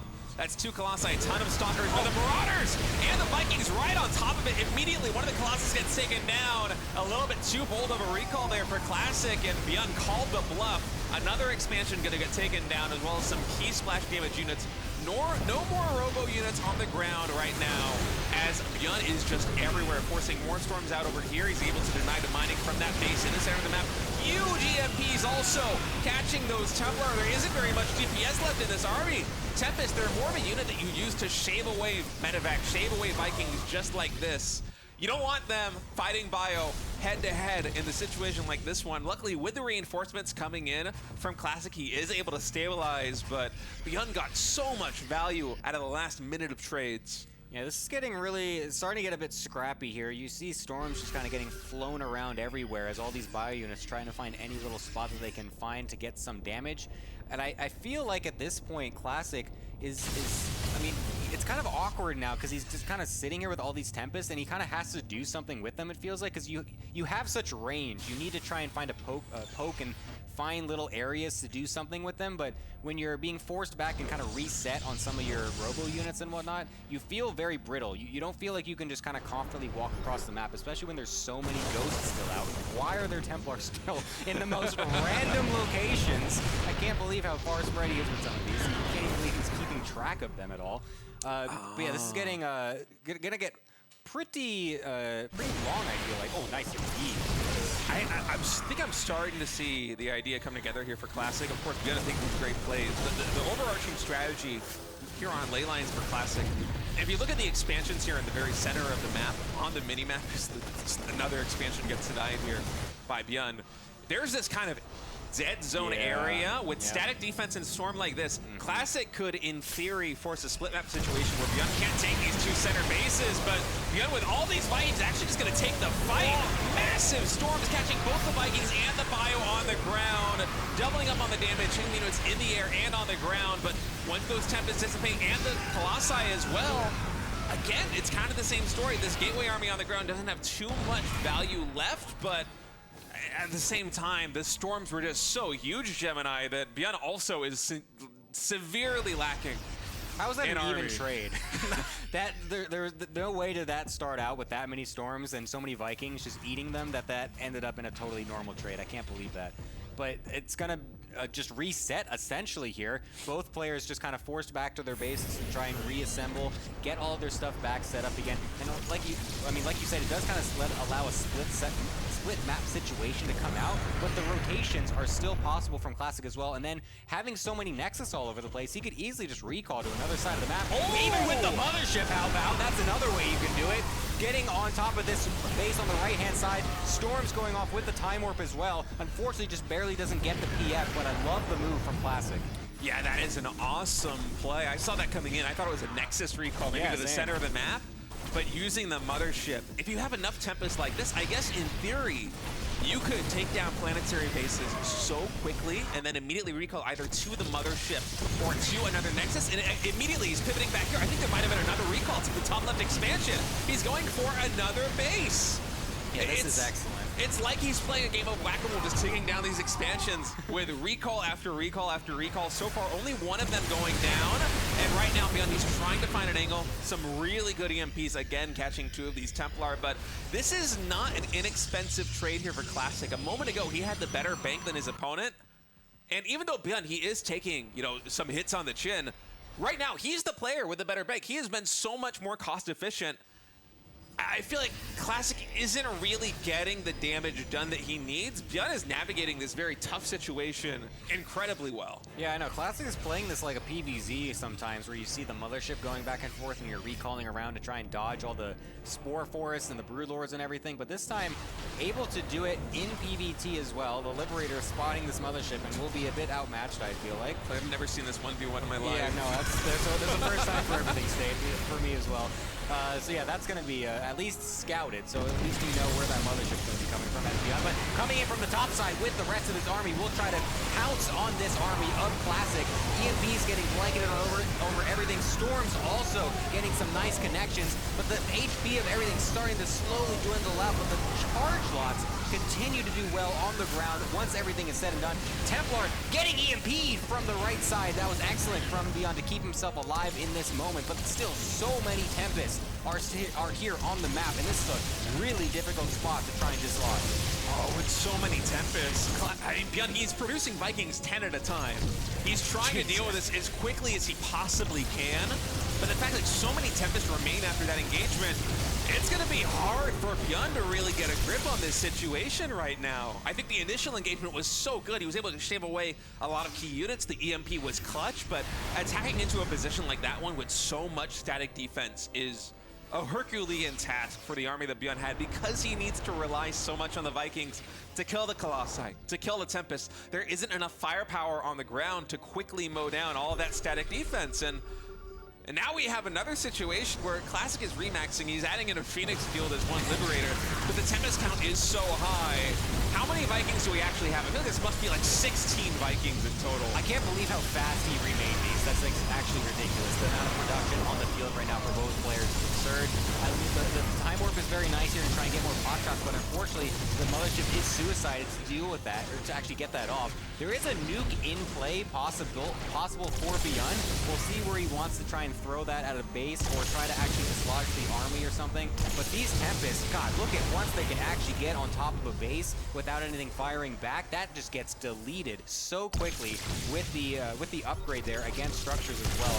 This is going to get very awkward for ByuN to actually try and continue into this. These ghosts are just suiciding themselves as well into the fight. That's so unfortunate for ByuN, mismanaging a little bit now that things are getting really scrappy. He needs to try and keep those alive. I feel like that was a lot of the ghosts at that point. And you also notice now, you were saying earlier that ByuN was the one with such a good bank. He's now the one that has got less than 200 gas in his bank at this point. When you're trying to make this many ghosts, this many Vikings, you need a gas bank. And this is not something that a Terran usually has to suffer with, because usually they're the one banking so much gas. But I mean, this is going to get pretty awkward if this continues to go this way for ByuN. Man, Classic moving in again at this 5 o'clock position. Vikings able to snipe down at least one of those Tempests, but the bio will get cleaned up here by the Nexus. Big Storm again, catching a lot of these Vikings. They are trading relatively cost efficiently right now with Classic, but the remax potential for Classic is huge. We have a big warp in of Zealots. One Storm available right now for Classic with this army. Tempest count reset down to 4, but the Viking count also is very low at 5. And for ByuN, I mean, I know this guy loves his Marines, but he can't really afford to make anything else right now. Yeah, that's really brutal for him. I mean, his army supply is massive compared to his opponent. He's got so few SCVs, but the Storms are going to do so well against what is basically just a bunch of ghosts. I mean, the EMPs, though, are going to continue to come out, and this is going to be very difficult for Classic to actually continue to fight into this. The Time Warp just being thrown down to try and keep the bio away from him. And other than just 2 Templar, we don't really have much splash damage from Classic. And so even though there are just basically ghosts, it's very difficult to actually kill these off. The charge lots need to get on top, and they will try to do so. This is getting very scrappy. Another blink back behind the static defense. 2 more Colossi just finished up. They're going to be joining forces with this army, and it looks like Classic, he's just going to lose another base. He's going to accept that loss, wait for the reinforcements. That is a lot of Templar. Good lord. I thought he was going to try to do a bunch of feedbacks or something because he wasn't morphing them into Archons right away, but I guess he probably still could if he could get them just barely close enough. I mean, the Tempests are still here, so it's still possible to try and take little pot shots here and there. Once the bio actually gets pretty low in HP, the Tempests can actually kind of hold their own a little bit. You don't really expect it when the actual fight breaks out, but when it gets really scrappy, the Tempest can actually just start one-shotting all the remaining units. And if that ends up happening, it could be very good for Classic, of course, but he still needs to try and bolster up his splash damage overall, because you need that in this type of a late game situation. Our Observer Mapu just giving us the lay of the land right now in terms of SP and Geysers. A lot of them running out in the initial bases. One of the reasons why ByuN, his gas count is so low at this point is because those exterior bases keep getting taken down. We have a Viking, not a Viking, a nuke getting dropped right now on this center base. Does Classic actually see this? I think he saw it last second right there. He's going to lose at least one Templar. Oh man, that Templar. He even recharged that before it landed. He knew he was away. That was some confidence right there from Classic. Will be able to keep those alive, so Nuke not able to do much but zone the units away. The scans continue to come out from ByuN as well to make sure he continues to have detection. A nice time warp on the left side of the arm, but the EMPs over almost all of the High Templar. No storms available in this fight. The bio going ham on the bottom, getting up close into the Colossi. Vikings also not getting touched. Huge EMP again on the bottom side, but the charge lots again are the thing that are trying to keep this fight going for Classic. Vikings getting landed everywhere. This is absolutely ridiculous. One final storm getting thrown down. Is there enough reinforcements? There's Templar coming from every which side. ByuN is forced to run away despite the fact that Classic is only on 120 supplies. Oh, those Archons getting some very big shots on these ghosts, man. The Archon countering the ghost is not something you see every day. Usually the EMP just pops them, but those ghosts already so low on energy, and you can see how much splash damage those Archons can do. The ghost count instantly reset. It's just pure bio. But that engagement for ByuN was just masterful. It was so cost efficient. Now more mules getting dropped.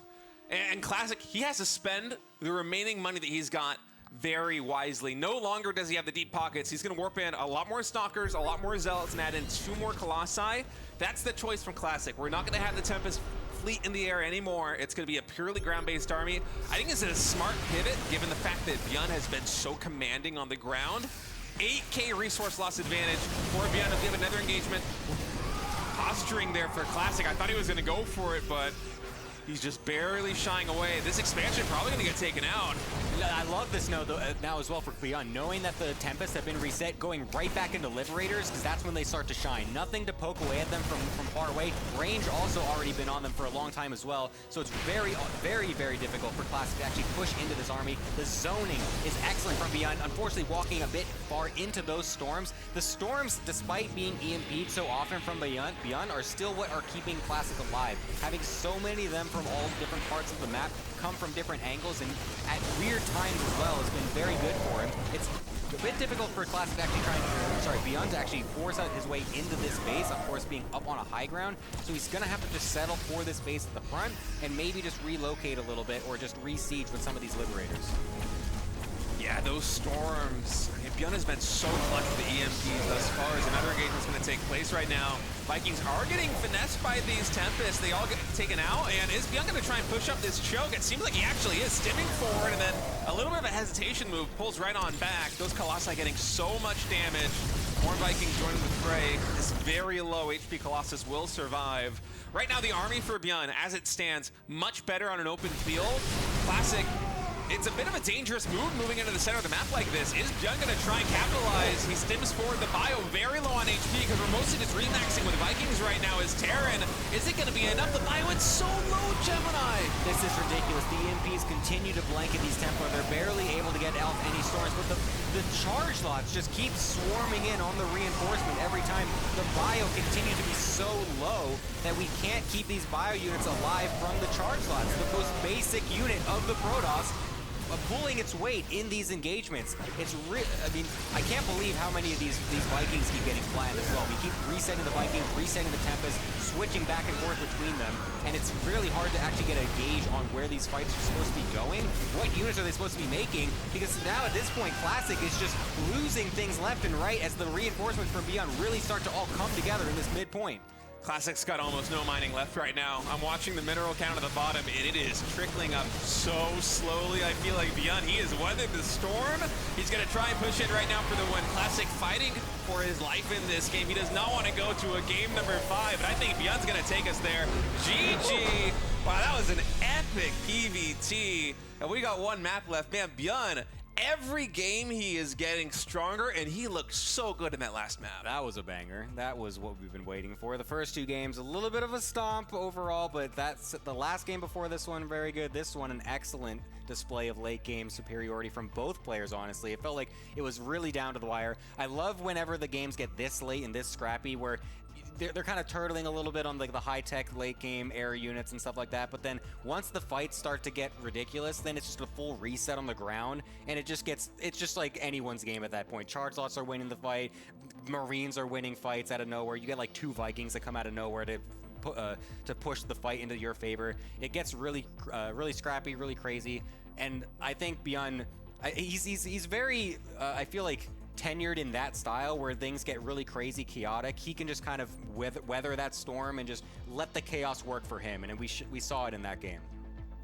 Yeah, that was, I have to say, probably one of my favorite PVTs that I have seen so far this year. I feel like the style that Classic deployed, specific to ley lines, where he was going in with such a high Tempest count, he was triple expanding at some point, not even a double expand, a triple expand, and basically just trying to consume his half of the map and then use this roaming party of Tempests with Mothership Recall, with Nexus Recall, to kind of pivot his position instantly across the map and snipe planetaries. It didn't really come to fruition, but that's a concept that I haven't really seen played around with very much in PvT. It's more of a PvZ thing. And it makes sense that Classic, I mean, one of the best PvZ players in the world right now, if not the best PvZ player in the world right now, who just won a GSL largely on the back of his PvZ, is deploying this now in PvT. That was such an interesting take.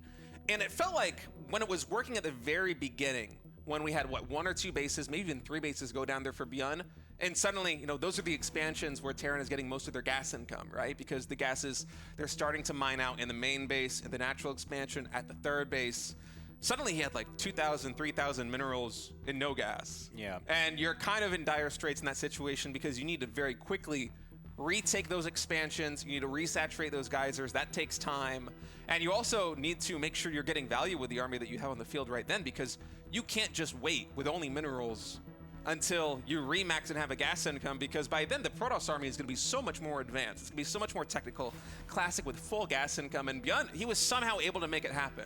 He took down multiple expansions on the south side of the map. I think it was 2, maybe even 3 Nexuses went down. So a little bit of tit for tat, and then this very funny balancing act that we saw both players do, especially as the bank started to run dry, where they have to do the calculus of, okay, how much, as ByuN, how much do I commit to Vikings? How much do I commit to Liberators and Medevacs? And then for Classic, it's like, okay, I'm losing the army on the ground, but the Tempests are carrying me in the sky because I'm able to take these very few cost-efficient trades. Most of the other trades have been cost-inefficient for me.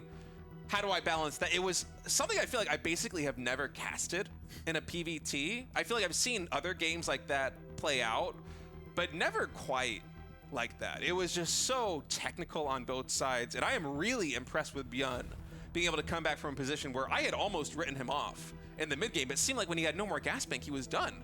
Yeah, no, I was kind of agreeing with you at that point as well. It felt like once the banks start to get ridiculous, as a Terran player, if you're losing gas, it feels really bad because you need the ghosts to be able to really stay in a game. You can't mass Marines in a 30-minute game and expect to win. I mean, charge lots also not really, but they can still kind of hold their own in the same, not in the same way that Marines can. So having a Terran lose that much gas that late is pretty bad. I also do want to just mention as well for Classic with the warp, the recalls and whatnot on the sides. I also kind of like, usually you see them go into the main base at some point to try and, you know, disrupt the production and just really put a stamp in the Terran.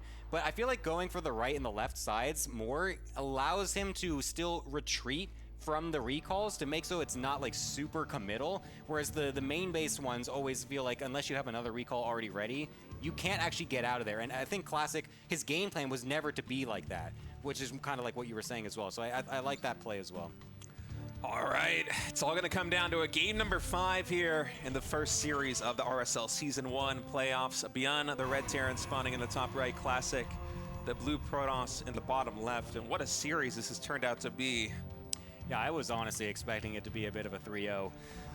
There was a pretty dominant 2 first games from Classic initially, but the rebound from ByuN has been exceptional at this point. So it's honestly anyone's series at this point. I'm not even going to predict someone to win at this point. It's very equal. Tokamak as well, a very nice standard map to close it off on as well.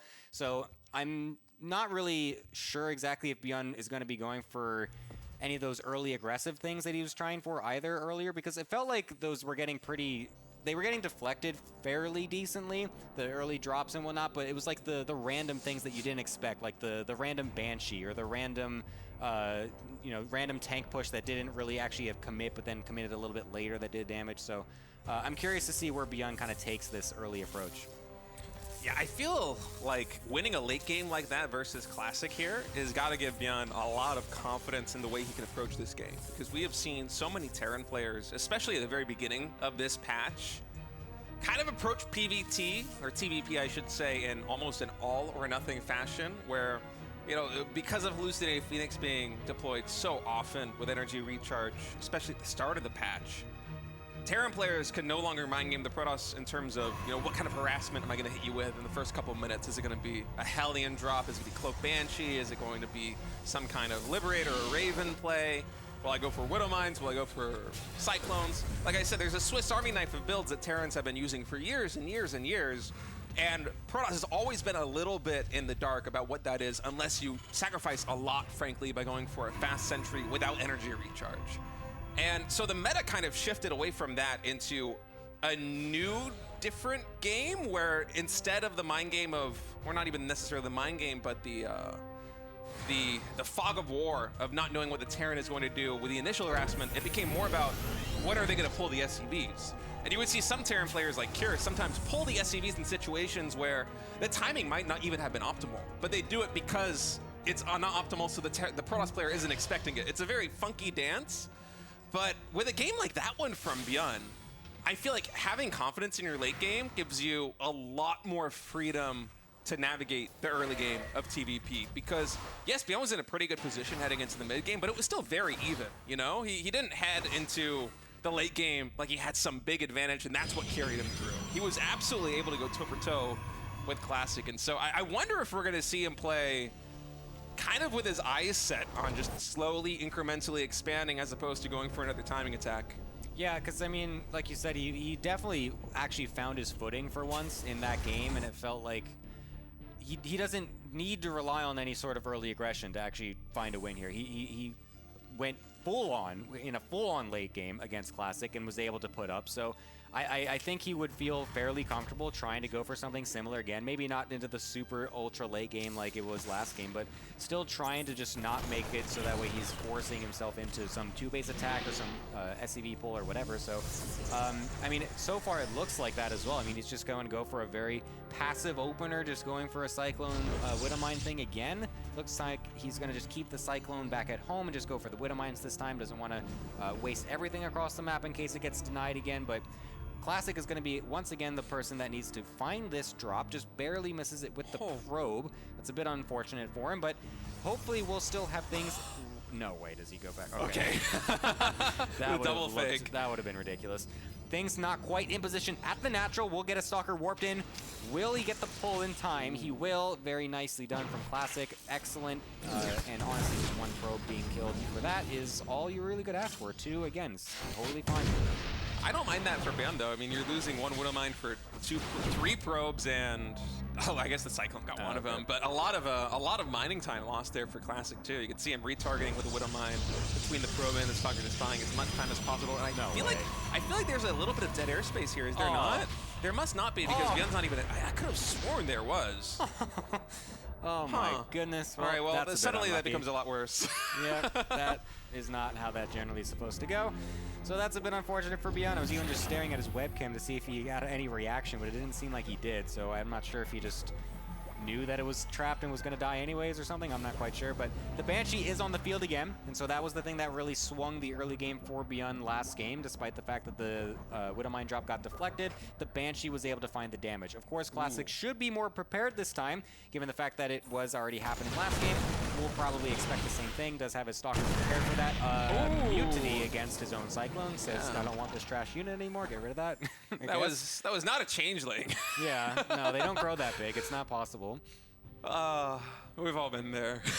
It's a bit of a bummer, but in any case, ByuN, he's going for the 2-1-1 opening. It looks like this is probably going to build up to some kind of siege tank push here at the third base, but I feel like this isn't going to be super heavily committed. Just looking at the timings right now with Stim and Combat Shields, it's not really lining up for some kind of potentially game-ending push. But you know, Classic's been doing such a good job over the course of this entire series, frankly, of finding damage on these siege tanks with these Blink Stalkers. One of them very low on HP, and actually ByuN kind of fishing for those Stalkers to try and come out, you know, try and snipe this siege tank, walk into three tank shots, please. I love it as well that he scans just to confirm. He's like making sure that there's no observer on top of him, just like watching him sit here like an idiot, just like waiting for them to walk into him.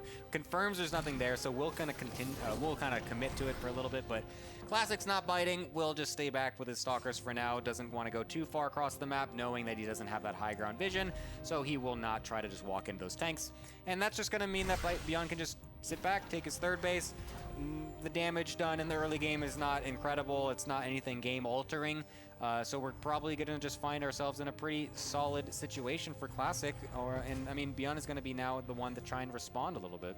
Yeah, and Classic is powering up very heavily right now on 3 bases. He cut probe production right here at 61, so he has just enough to saturate the mineral lines and the Vespene geysers that he's taken, and he's not making any more probes, so it seems like he doesn't have his eyes set on getting a 4th base anytime soon. It seems more like he is trying to just brace for the impact of ByuN's push, but ByuN has already taken the 3rd base, and probe production is starting again now. This Classic, I feel like, is realizing that this is not a situation, as those probes probably should get back to work here in a moment, where ByuN is going to be going for some kind of big timing attack. Yeah, I'm curious to see what exactly we're going to be doing for the transition after Colossus. Is it going to be, once again, the Disruptors, or are we going to go into a later Storm as Classic? That's what I'm kind of looking for right now. As of course, he's going to be just sitting here with his 4 bases, 2nd Robo already there, so that means it is going to be those Disruptors, so it will be a little bit more like the other one, or the other game that we played as well, so not really working for Classic that time, but again, I don't feel like that's because of the Disruptors. I feel like it's just kind of the way that the game fell, and I think he can find a way to make these work this time. I feel like the early game has been a little bit easier here for Classic compared to map number 4. You know, he took the faster 3rd base and didn't really necessarily get punished for it, whereas he took the late 3rd expecting to be safe, and the Banshee got, what, 6, 7 kills in the main and bought a lot of time. So Classic, he's going to have a very powerful army. Once more, it will be the Disruptor tech coming in. He's going to take this gold base. I love this from Classic when you're playing a style like this one that's low on gas and you're adding a lot of powering units. Take that gold base, you know, just try and go for map control. And I think actually, looking at the minimap, I believe we have a gateway and a pylon proxy to the top left. Love it. For Zealot run-bys later. So Classic just really embracing the mentality of having map control right now. He's going to go for a drop here at the natural expansion. There are Marines in place to deflect this, so he'll just quickly retreat with most of these Zealots. And I mean, just watching the minimap, does he have another gateway? He has gateways and pylons at the 3 o'clock and the 11 o'clock position on the map right now. Honestly, this is underutilized. I feel like, it feels like it feels like pro players should be doing this more, and like myself as well, and just other players. Like, you don't see gateways with pylons out in the middle of the map. Like, it's always just the prisms, or it's just Zealots getting rallied from like a 3rd base or something. Like, why don't we do this more? like it's actually so good. Like, we can just get Zealots flowing nonstop. The Terran or whoever is not going to expect it as much, so they're probably not going to go hunting for the gateway. So it's probably going to stay there for quite a while as well. And I think that's going to be, I think this is kind of leading towards my point that I was making earlier today as well, where the Disruptor style really relies on these Zealots constantly flowing from other sides of the map. So to have these gateways positioned in such a nice location, it's really going to allow Classic to try and go for that. We have a 3rd Robo halfway done right now, Gemini. That is so based. It's going to be 3 Robo Disruptor coming in for Classic. I love this, man. And one of the best moves about this, too, is we just saw 5 additional gateways finish up, is that the gateway count is going to be so high. Actually, hold that thought is Classic. He's going to push right on in, even with an aggressive blink. Not necessarily overeager because he does have the disruptors to zone away the bio. Those defaults I feel like probably should get lower, but instead, I mean, ByuN, he's going to focus instead on just trying to deal with the situation at hand. Another Zealot drop going to come into the natural expansion. This time there are not Marines to shoo it away, and that's going to open the door for Classic to push again into this third base. Disruptor shot once again, zoning out the army. These other disruptor shots, that, you know, they went for the initial volley earlier. They've been able to recharge. That command center going to have to lift off. 22 SCVs have fallen. There are so many gateways on the field right now for Classic. This third base might even get taken down. SCVs, they don't know where to go. The Vikings, they're fishing, and now we have all these SCVs just melting to the Colossi. GG is called in one fell swoop. Classic is able to topple ByuN and secure the series win 3-2. I mean, that was such a cutthroat move. That was like so sudden. I was not expecting the game to end right there. Yeah, neither was I. Like, that was so decisive to be able to just notice that he could get a timing like that. Like, I don't even, like, the Prism getting into the main base was obviously great. At first it looked like it wasn't going to do too much in the natural, but then getting in the main, a huge warp in, forcing so many units back. And then ByuN was scrambling. Like, he couldn't get a pre-split set up. He couldn't allow himself to just kind of get on top of the, like, not necessarily actually dive the disruptors, but just to get on top of the, like, the mind game control, where it's like, you know, am I baiting it? Am I running away? Do I get a nice little pre-split going? He ate the disruptors. They were just right in his face, and Classic just somehow finds this perfect moment.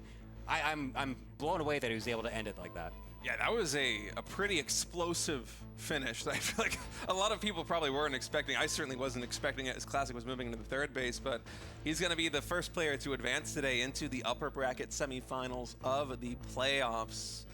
And guys, if you want to support the RSL, of course, we do have a Patreon. We also have merch. You can go to tastelessthreads.com. Patreon supporters enjoy a 20% discount on all Tasteless TV merch. You got your hoodies, you got your mugs, you got your shirts, and as Gemini's a very big fan of, the pins.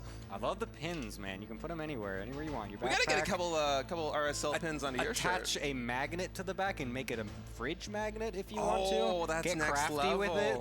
Whatever you want. You can get the shirt as well, as I'm wearing right now, and it looks very nice. It fits very good. It's very cozy and comfy. I like it. All right. That's all I got. Guys, we're going to go to a short break. When we get back, RSL is going to continue with Cham versus Clem. We'll see you in a minute.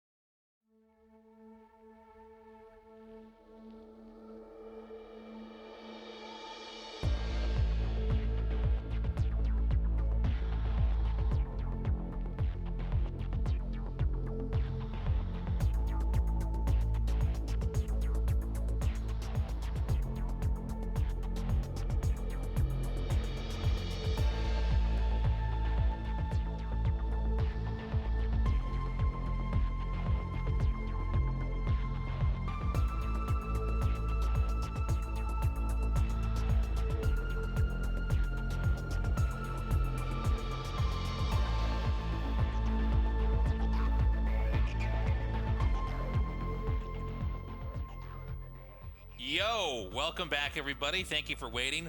What an insane series that was. We had a break after game 2, and we're going to rotate casters around, and I was saying, like, I don't think it's going to be a long series, so have fun. Could not have been more wrong about that.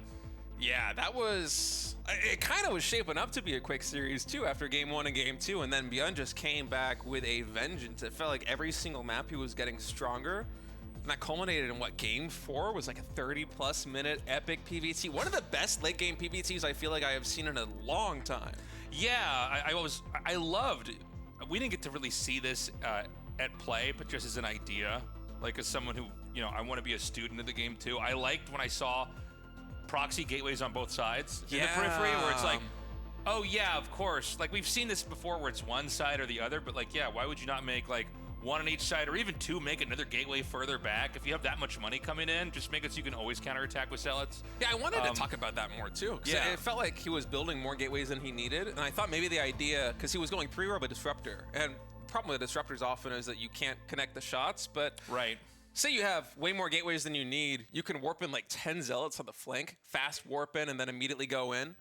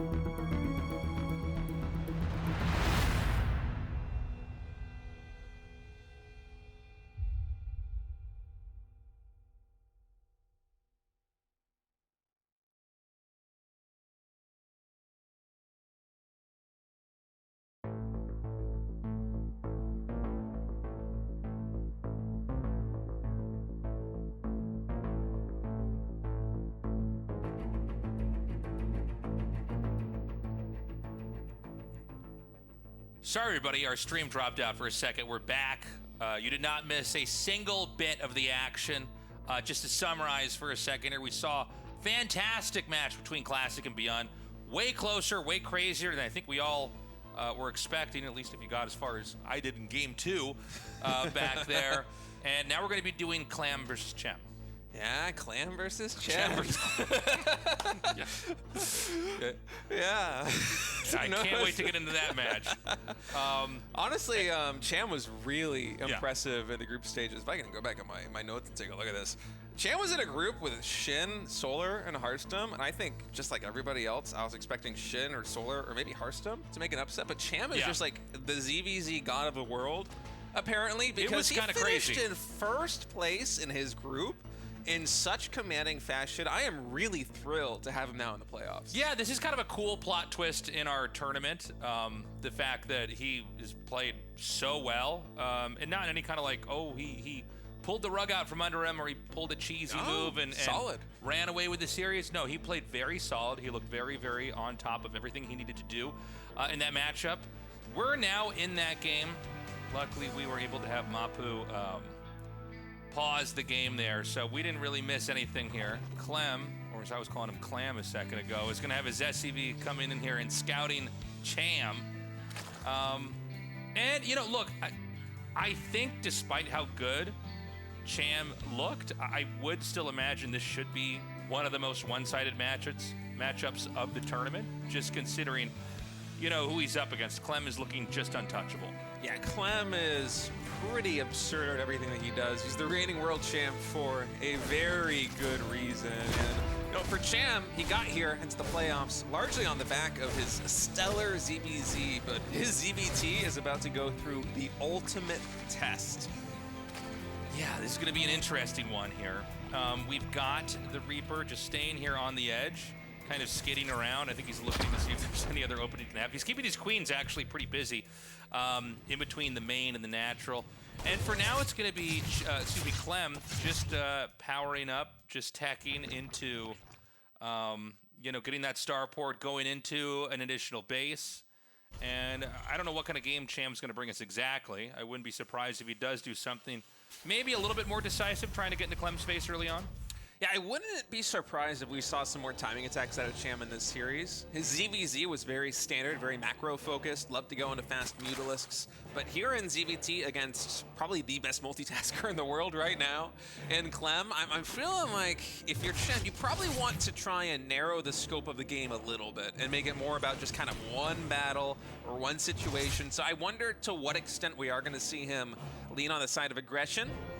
And for Clem, I mean, he went for, I believe, a really fast third command center behind this 1-1-1. I think it's the third CC finishing up right now in the main base. And so he is already going to be largely set up for a quite stable mid-game going Hellion, Banshee. First Hellion's now joining forces with this Reaper.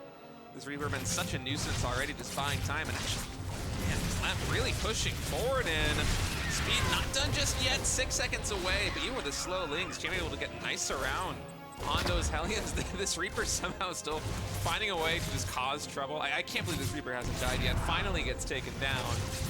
Yeah, it looks like the two Hellions come up here from the bottom, maybe hoping to get a little bit more damage onto those very, very wounded drones. At the end of the day, though, Cham doesn't lose anything, basically, other than maybe one or two expendable lings. Cham continuing to just kind of balloon out and expand onto the map. Whereas Clem is going to be going for Banshee Cloak, getting a Banshee, in fact, right now. I think there's already one on the map, or am I making that up? Yeah, there's one up here, yeah. And that's going northbound up here to try to get some harass off here. But honestly, Cham really didn't take a dent in any of those interactions they had earlier. Yeah, so far it's been pretty good. Smooth sailing for Cham as now the Banshee's going to be coming in. That Spore Crawler already done in a natural expansion. And Clem with this Banshee, he can likely delay this third base at least a little bit, and maybe even pulling the Queens away could provide a window for these Hellions to find some angle of attack. And for our Terran player behind all of this, the hatchery cancel does come to fruition. We have two engineering bays, I should say, getting thrown down behind that 3CC. Clem already planning that third CC at the triangle location, so he is really powering up. And Cham is making a lot of Zerglings. I don't know if this is being prompted by the fact that the fourth hatchery was denied once already. We have a Spire starting here and one drone as well. The Banshees are going to move in, and, you know, Clem with a pretty cavalier position with his command center is basically hoping to have, you know, the best offense be a good defense right now. By just being in the Zerg space, being a nuisance, there's no way to go in there and deny that SCV that's making the command center. Yeah, and I love the Cloak Banshees on hold position, too, just out of range of that Spore Crawler. Of course, now we do finally have those Evolution Chambers getting dropped right here at the third base. We finally have the Overseer finished here for Cham, so those Banshees are going to have to scurry away. But, so, man, they're going to get, what, a third Queen kill? Is that right? That is so much damage done, actually, for these Banshees. It's funny, because when you see Queens, a lot of times they're kind of the no-go zone unit, right? Like, as long as Queens are around and they can attack, they usually drive everything away. But Clem's been done doing a really good job basically staying on top of the isolated queens, getting the snipes. That slows everything down overall for Zerg long term. Yeah, losing queens like that is a bit of a bummer here for Cham. That fourth base is now coming online for Zerg. And Clem, he's powering up with additional gateways, 3 more in production. So he's going to have a lot of productive capacity here moving into the mid game. And with 1-1 nearing completion and combat shields halfway done, I feel like we're getting ready to see some aggression levied on that fourth base. Mutalisk's about to pop now for Cham, and 1-1 upgrade started, but they are woefully behind the Terran upgrades. Okay, the push is coming out. It's a little bit of a small Terran army. I don't know how much this can actually do. It is going to be perfectly timed up with 1-1, but again, it just doesn't feel like this is something of size and scope that could necessarily bully the Zerg. Maybe when those 2 additional medevacs merge in there, along with the rest of the army. Cham's gone for a very classical ZVT comp, which means that it's all going to be down to the Terran trying to kite Banelings, which is exactly what we're going to have to see right now. Oh, those Banelings just not getting the connections right there. The Siege Tank's kind of working as a funnel for the Banelings, a little bit of a choke point as those Marines able to stim back safely. The Siege Tanks do get taken out, but overall, a pretty cost-efficient trade right there for Clem. Yeah, that was really, really nicely done by Clem. He basically didn't have a single Marine get hit by a Baneling. You're happy to sacrifice the 2 tanks to get that. Oh, God. The placement of these Evo chambers, I kind of forgot these are actually just sticking out over here. I don't think that they can be saved necessarily in time. Both attack and melee could be going down. Attack and armor before this attack comes in. All right, Banelings and Links coming in right now. Muto's going to focus down that Siege Tank. The Banelings trying to find the connections, and Clem, even on creep, able to get some pretty good splits, but with the reinforcing Lings, oh man, 1-1 just now finished for Zerg. If it was done for Cham maybe 5 or 10 seconds later, that would have been a much better engagement, but instead Clem able to take the lion's share right there, and Cham, he's scrambling to get more Banelings in production. More Mutas are about to pop, and more Lings are done, but I don't know if he's going to be able to take down this army. Yeah, I mean, there's so much here for Clem right now. You know, he was kind of forced, Cham was forced to fight here before the 1-1 was done. GG, and because he was forced to take that fight, which he ultimately lost, he basically finished the fight, and then 1-1 was done. And then, yeah, there was no real way to recover. He used up all of his Banes, he used up a big chunk of his Mutalisks. I mean, that push from Clem was basically perfect. And I think the most important part was, it was something that you were mentioning earlier, State, that like the tanks kind of got in the way. They almost body blocked for the Marines who kind of, and then the Banes that went past and the tanks were literally turning around and firing onto the Banelings. They were close to connecting onto the Marines. It was kind of a funny sight. So game 1, going to Clem in a very, very decisive fashion. Yeah, that was a clean game from Clem too. You know, he almost even got the 1-1 upgrades right there at the third base. That was so close. I feel like Cham's got to be a little bit more careful with the evolution chamber placement moving forward in the series, because Clem is not one to hold back on the aggression. He likes to have his opponents feel the heat as we get ready to move into set number 2 here in this best of 5. I kind of like the way that Cham was approaching it. I love the Ling Mutabane style, but Clem just getting the better end of most of those engagements. And after the initial 2 Hellions and the Reaper failed to get very much done, I was liking Cham's odds, but getting so many kills on Queens with the Banshees, being able to delay the 4th base and then get big damage done in that engagement in the middle. Everything after that just went in Clem's favor. All right, guys, we're going to go into that game now here. This is Clem and Cham, game number 2. Clem with a 1-0 lead so far. We'll see if Cham can turn this around or if Clem is going to keep this streak going. All right, Clem spawning as the blue Terran here in the bottom right. Cham, the red Zerg in the top left on Maganatha. We didn't get the timing attack that we were kind of expecting to see from Cham in that game number 1. Yeah, well, I mean, you know, one thing about Cham is he's kind of shown up and played really standard, which I respect. Like, you can see he's really trying to lean into, like, the correct stuff, even against people that I think are considered much stronger versus him, right? He doesn't want to try to cut corners or try to do some kind of, like, a rug-pulling fast win. He is much more interested in playing like a solid straight-up game, but sometimes when you play a solid straight-up game, especially against somebody like Clem, who's just about mechanically perfect, as you go with Terran, you kind of end up with these straight-up losses. You know what I mean? Yeah, it worked very well in the ZVZs that he played in the group stages, but going up to a macro game TVZ versus Clem is one of the most challenging feats in the world right now. This guy is just absolutely next level in his TVZ, but I really do give a lot of respect to Cham for just the way that he's been approaching this, even coming into series where, you know, we see him having mostly casted our games in Korea and are vaguely aware of him, but maybe haven't been exposed to too many of his matches, and then he shows up and performs so well. Yeah, for me, 100%, that's my experience with Cham. Is like I watch his games all the time, but I don't get to cast him. Right? He's not, you know, in the GSL. Luckily, RSL, we've gone with a more international approach, a more global approach. So, you know, he was able to qualify, which is already kind of exciting. But you know, he's looked extremely strong.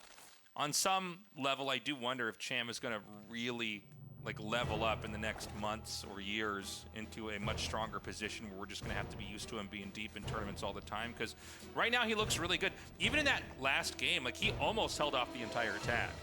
Had the Banelings not attacked in, and that almost seemed like an impulsive move, right? It seems like they both encounter each other in the middle of the map, and usually when you're Zerg, that's when you just pull the trigger and send the Banelings in there and try to hit whatever you can, because you know that if Terran's moving like that, the siege tanks aren't sieged up, maybe that's where you're going to get that fatal damage. Oh, wow. Body blocking plus grenade, able to get a drone kill right there on that Reaper. I swear, Clem is some of the best Reaper micro that I've seen. That was absurd. Yeah, his Reapers are like little Harlem Globetrotters. Like, what they're able to do with these trick shots is kind of insane. So, we have double command center. Before even getting attack reveal, by the way. You know, last time we had the Banshees with Cloak coming out, but basically, you know, it was a command center after that. This time, it's a super greedy play. And I can't say that I really blame Clem for this.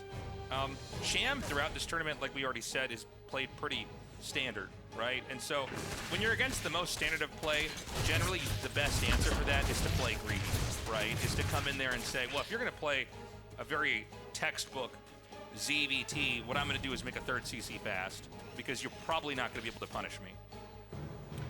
Yeah, we do have 10 more Lings in production right now for Cham. 12 Lings, actually, and more Queens.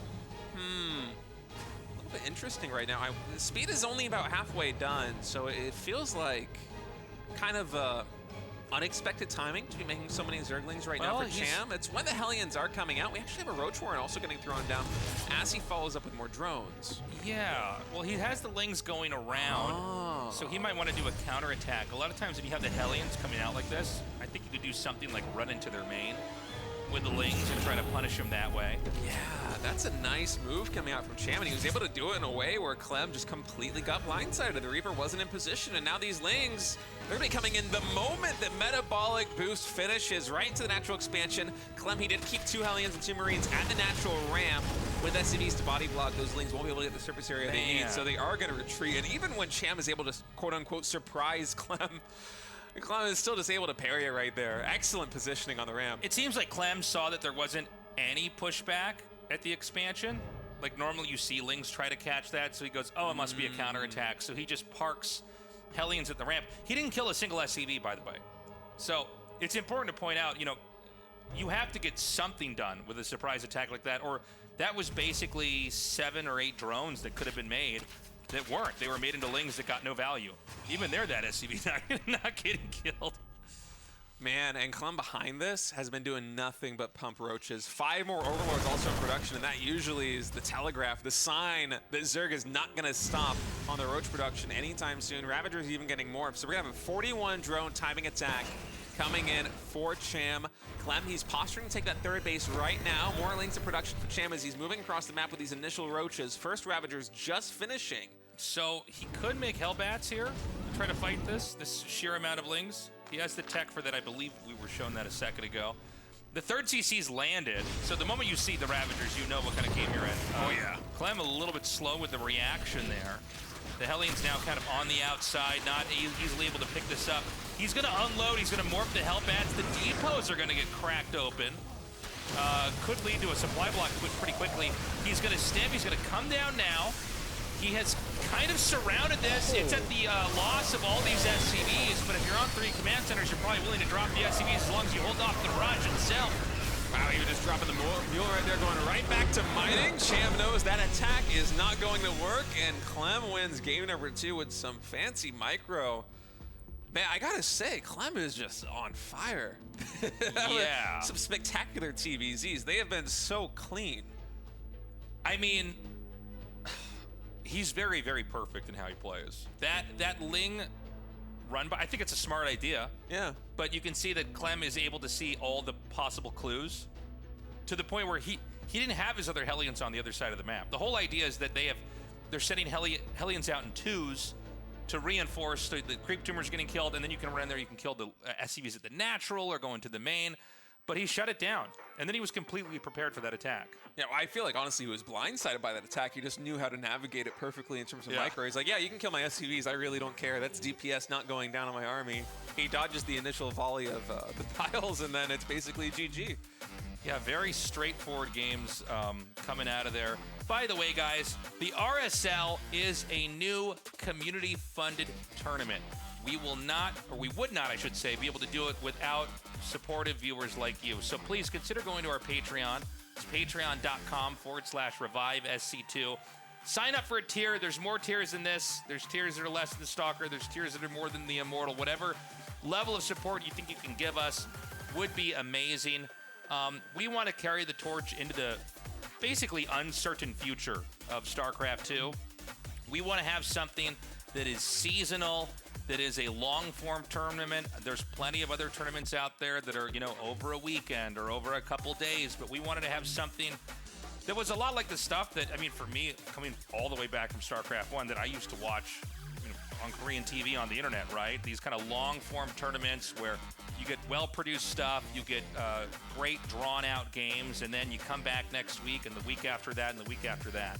Yeah, it's the kind of StarCraft that I grew up watching. I remember I had just graduated high school when I first watched you and Artosis casting GSL Season 1, and so it's nice to be able to do something kind of like this kind of on our own. And of course, because of EWC right now, schedule for Season 1, it's kind of cramped. We kind of have to speed run the whole thing, but as soon as EWC is done, the year is just wide open for RSL Season 2 and Season 3. 100%, and we'll have it more spread out after we're done with EWC. We're going to take a short break. When we come back, we're going to continue on with Clem versus Cham.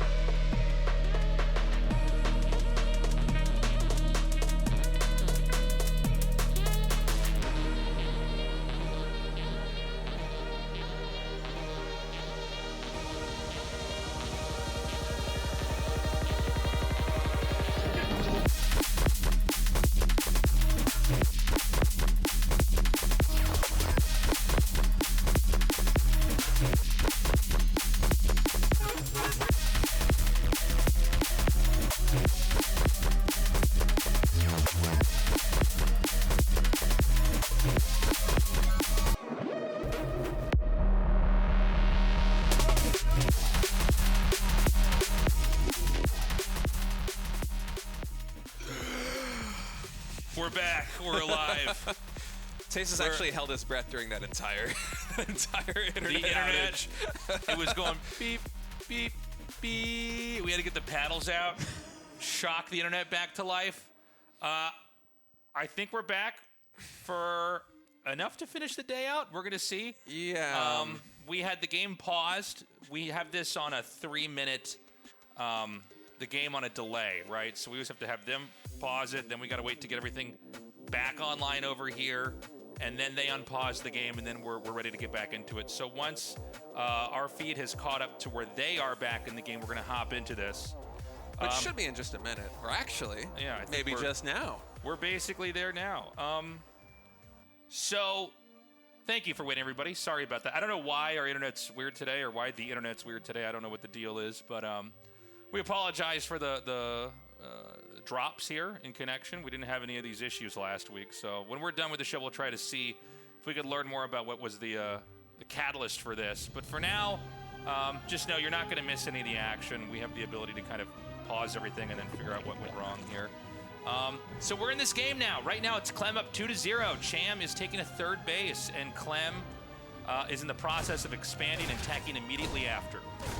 Yeah, we'll see if a third base is going to come down for Clem here in just a minute as those minerals are floating mighty high. Reaper actually being able to finesse quite a bit of damage right now. No kills on those lings, but get them all pretty deep into the orange, and the third CC immediately getting queued up. So it's basically the same mirrored build that Clem did, at least up until this point, from game 1, game 2, all the way to game 3.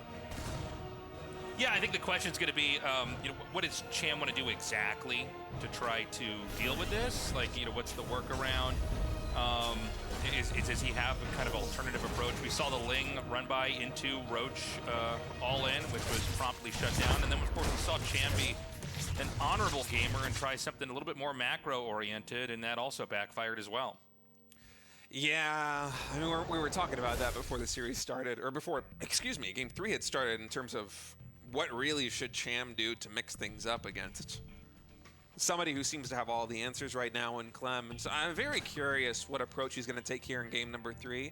I wouldn't be surprised if he went back to just trying to play the macro game that was his game plan in game 1, because it didn't look that bad in game number 1. It was just maybe one bad engagement in the middle of the map, and then the upgrades finishing just a touch late.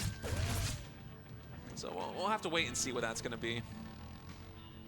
Okay, so for now, it's going to be the Banshee again. We don't have Cloak, at least not yet. So obviously, Banshees without Cloak, very different. If you're not going to get the ability to have them invisible and try to punish and do more with them.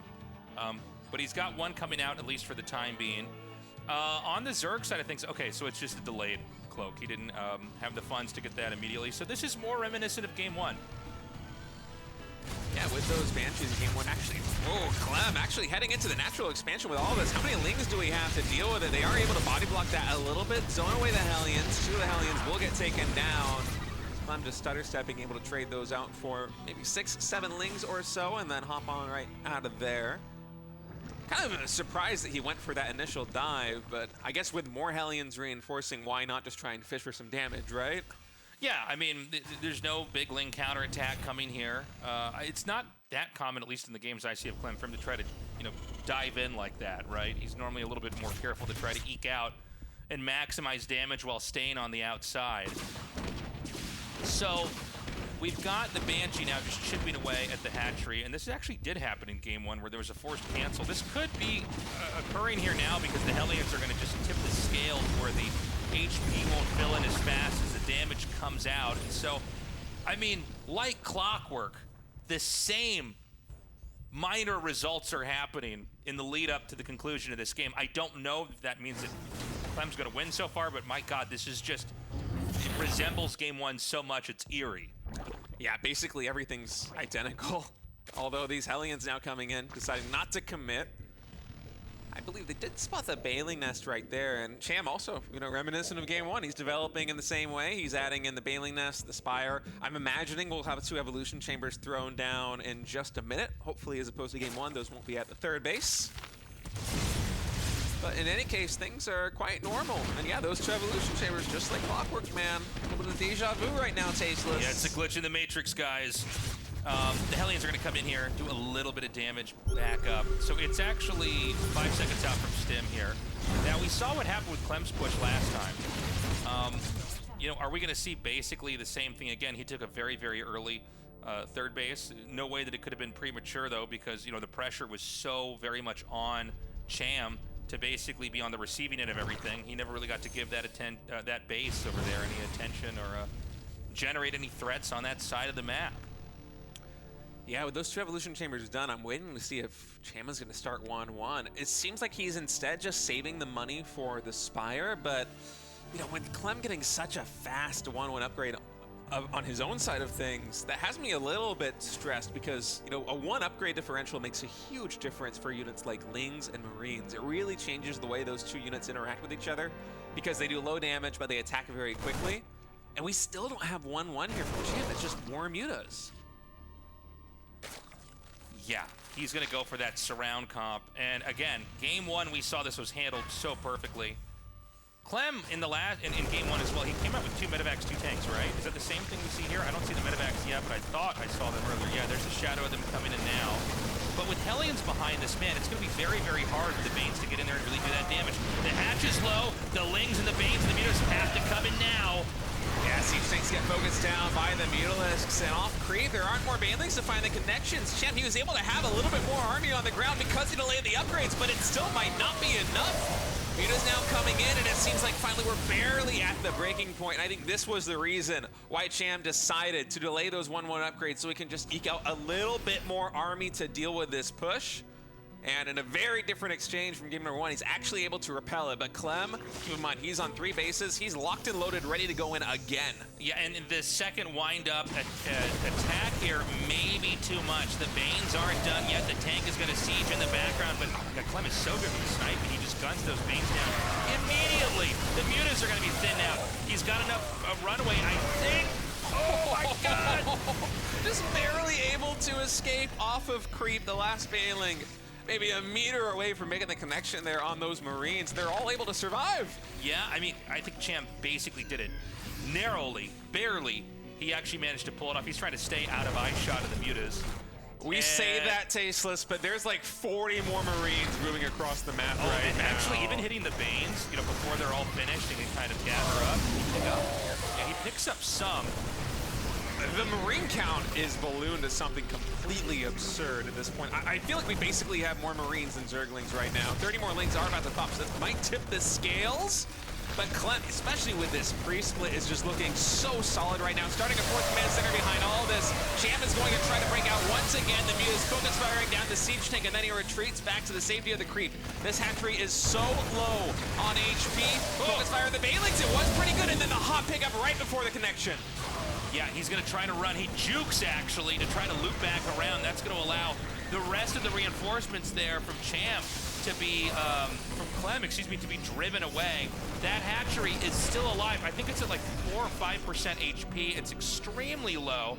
But if it's alive, you can return resources to it. And I think we might be at the point where Clem can't really break through and do more damage, even with a 1-1 upgrade about to finish. No, 2-2 is about to finish. 2-2 is right, but I think even with that, he can't get through. Oh, I'm not sure, man. I feel like those Marines are going to pack a wall up. We don't have any upgrades coming in for Cham just yet. It's just flyer attack, and so these are soon to be 2 Marines, but their upgrades are not done just yet. It's a little bit of a logjam right there with the Siege Tank and the Marines against those Banelings. You see the splits coming in from Clem getting insane value with this trade in the Mutaball this time. The flock is not large enough. Clem, he's not overextending, still keeping a couple bits of meters between his Marines and those Banelings. I feel like there's just no way Cham off creep is going to be able to get those connections. And now 2-2 is done. Yeah, that's going to be a GG. You were right. Stay Clem with a beautiful tug of war there in the middle of the map. But eventually it's like he just snipes each Baneling right before it gets in there. Then it's the Mutas, and they kind of have this, you know, they have this like momentum when they hit, right? But then they can't turn around as easily. So when they're trying to get back out of there, they eat so much damage. That was just an incredible performance there from Clem. Kind of a reminder of why this guy is the world champion. Yeah, I'm so curious what the decision-making was there by Cham, because he went for the Evolution Chambers but didn't actually get 1-1, and I was really scratching my head about that. I wonder if it's something that in the heat of the moment he forgot, or if it was a calculated choice just to have the extra resources to defend that push, because that push was a killer in game number 1. But if you delay those upgrades, Tasteless, then suddenly 2-2 hits in. I mean, 1-1 Marines versus 0-0 Zerglings is already kind of insane, but you get to 2-2. I mean, yeah, well, that's really where the Marines pack so much more punch. Yeah. So hard to deal with them. Well, guys, thank you so much for joining us today. But also, thank you to Archon Studio, our official broadcast partner of Season 1 of the RSL. Guys, they're making a sick tabletop miniatures game. You got to check it out. It's going to be on pre-sale later this year. They've got a ton of other great products for some of my other favorite games. I had no idea they had miniatures and board games for them. Check their site out. It's amazing stuff. We really appreciate their support. Because of them, we were able to double the prize pool of our tournament. Yeah, I'm really excited to see what that StarCraft II miniatures game is going to look like once it releases. And of course, if you want to be a part of the RSL and support StarCraft II, we don't have publisher support like we did in the past. There are many tiers that you can contribute on Patreon, whether it be $5 or $25 or anywhere in between. We would appreciate your support. For these best of fives as well, we've already seen some of these fan-voted maps from the Patreon get showcased here. Yeah, we have different tiers that give away different things. And also, if you donate enough, like the Stalker tier, I think you get some good bang for your buck. You get to vote. You know, we have guest spots for certain players, certain maps. And so it keeps it kind of interesting. We wanted this to be really something the community could be part of. So consider signing up, guys. I know it takes a little bit of time to get on the site and plug your information in, but once you're there, you're able to support us for as long as you can. And if you're supporting us, 20% off discount on Tasteless TV merch. That includes RSL merch as well. So we've got all sorts of hoodies. Actually, we have one kind of hoodie. What am I saying? We have one kind of t-shirt too. We've got different sizes. Maybe you're skinny, maybe you're fat. Doesn't matter. You can wear our cool stuff. You can put pins on it. If you haven't gotten the message across it, you got a mug. Maybe you're drinking coffee while you're watching. It's the morning. Maybe you're drinking alcohol because it's night. Maybe you're drinking alcohol out of the mug in the morning. Oh my God, that's alarming, but we're not going to stop you. Not with that kind of merch. So consider supporting us there as well, guys. We got a lot of cool stuff on the merch shop that you can check out. We would sincerely appreciate it. And of course, this is the end of today, but we have a lot more StarCraft in the pipeline for you. I think 3 more days in a row coming at you this week, and then 4 days next week as we try to finish this thing off before EWC. Classic today with a 3-2 victory over ByuN, and Clem, a 3-0 victory over Cham, are going to be advancing to the winner's semis. But for ByuN and Cham, it is not over yet. They're going to be facing in the lowers in the very first match right there on the 5th of July. So, you know, we move from the group stages into a double elimination. It's going to stretch things out a little bit here. Going to get a lot of really fun matches for you guys. Tomorrow we've got Hero versus Shin and Kira versus Raynor. It's going to be a fantastic evening. And we're going to be on, I guess the actual show starts at about 7 p.m. KST. So about 30 minutes later than you would usually catch GSL when that starts, is in that kind of time range if you're used to watching live. Yeah, we're streaming everywhere. Be sure to subscribe to our YouTube. We have made our own YouTube for the RSL. It makes it a little bit easier for us to track metrics on there, but it's small. We don't have a lot of subscribers yet. I'm sure if you're watching this now and you miss one of the days of matches that we have, obviously you could find those games there. Yeah, YouTube is one of the best places to find StarCraft II action, man. I know because I tune in basically every single train ride to the RSL studio. I'm watching some StarCraft on the train. Guys, thank you so much for joining us. Sorry for the hiccups in the internet connection. I don't know what that's about. We'll look into that once we wrap the show up. What we're going to do right now, we'll see you tomorrow for the next day of the RSL. Bye-bye.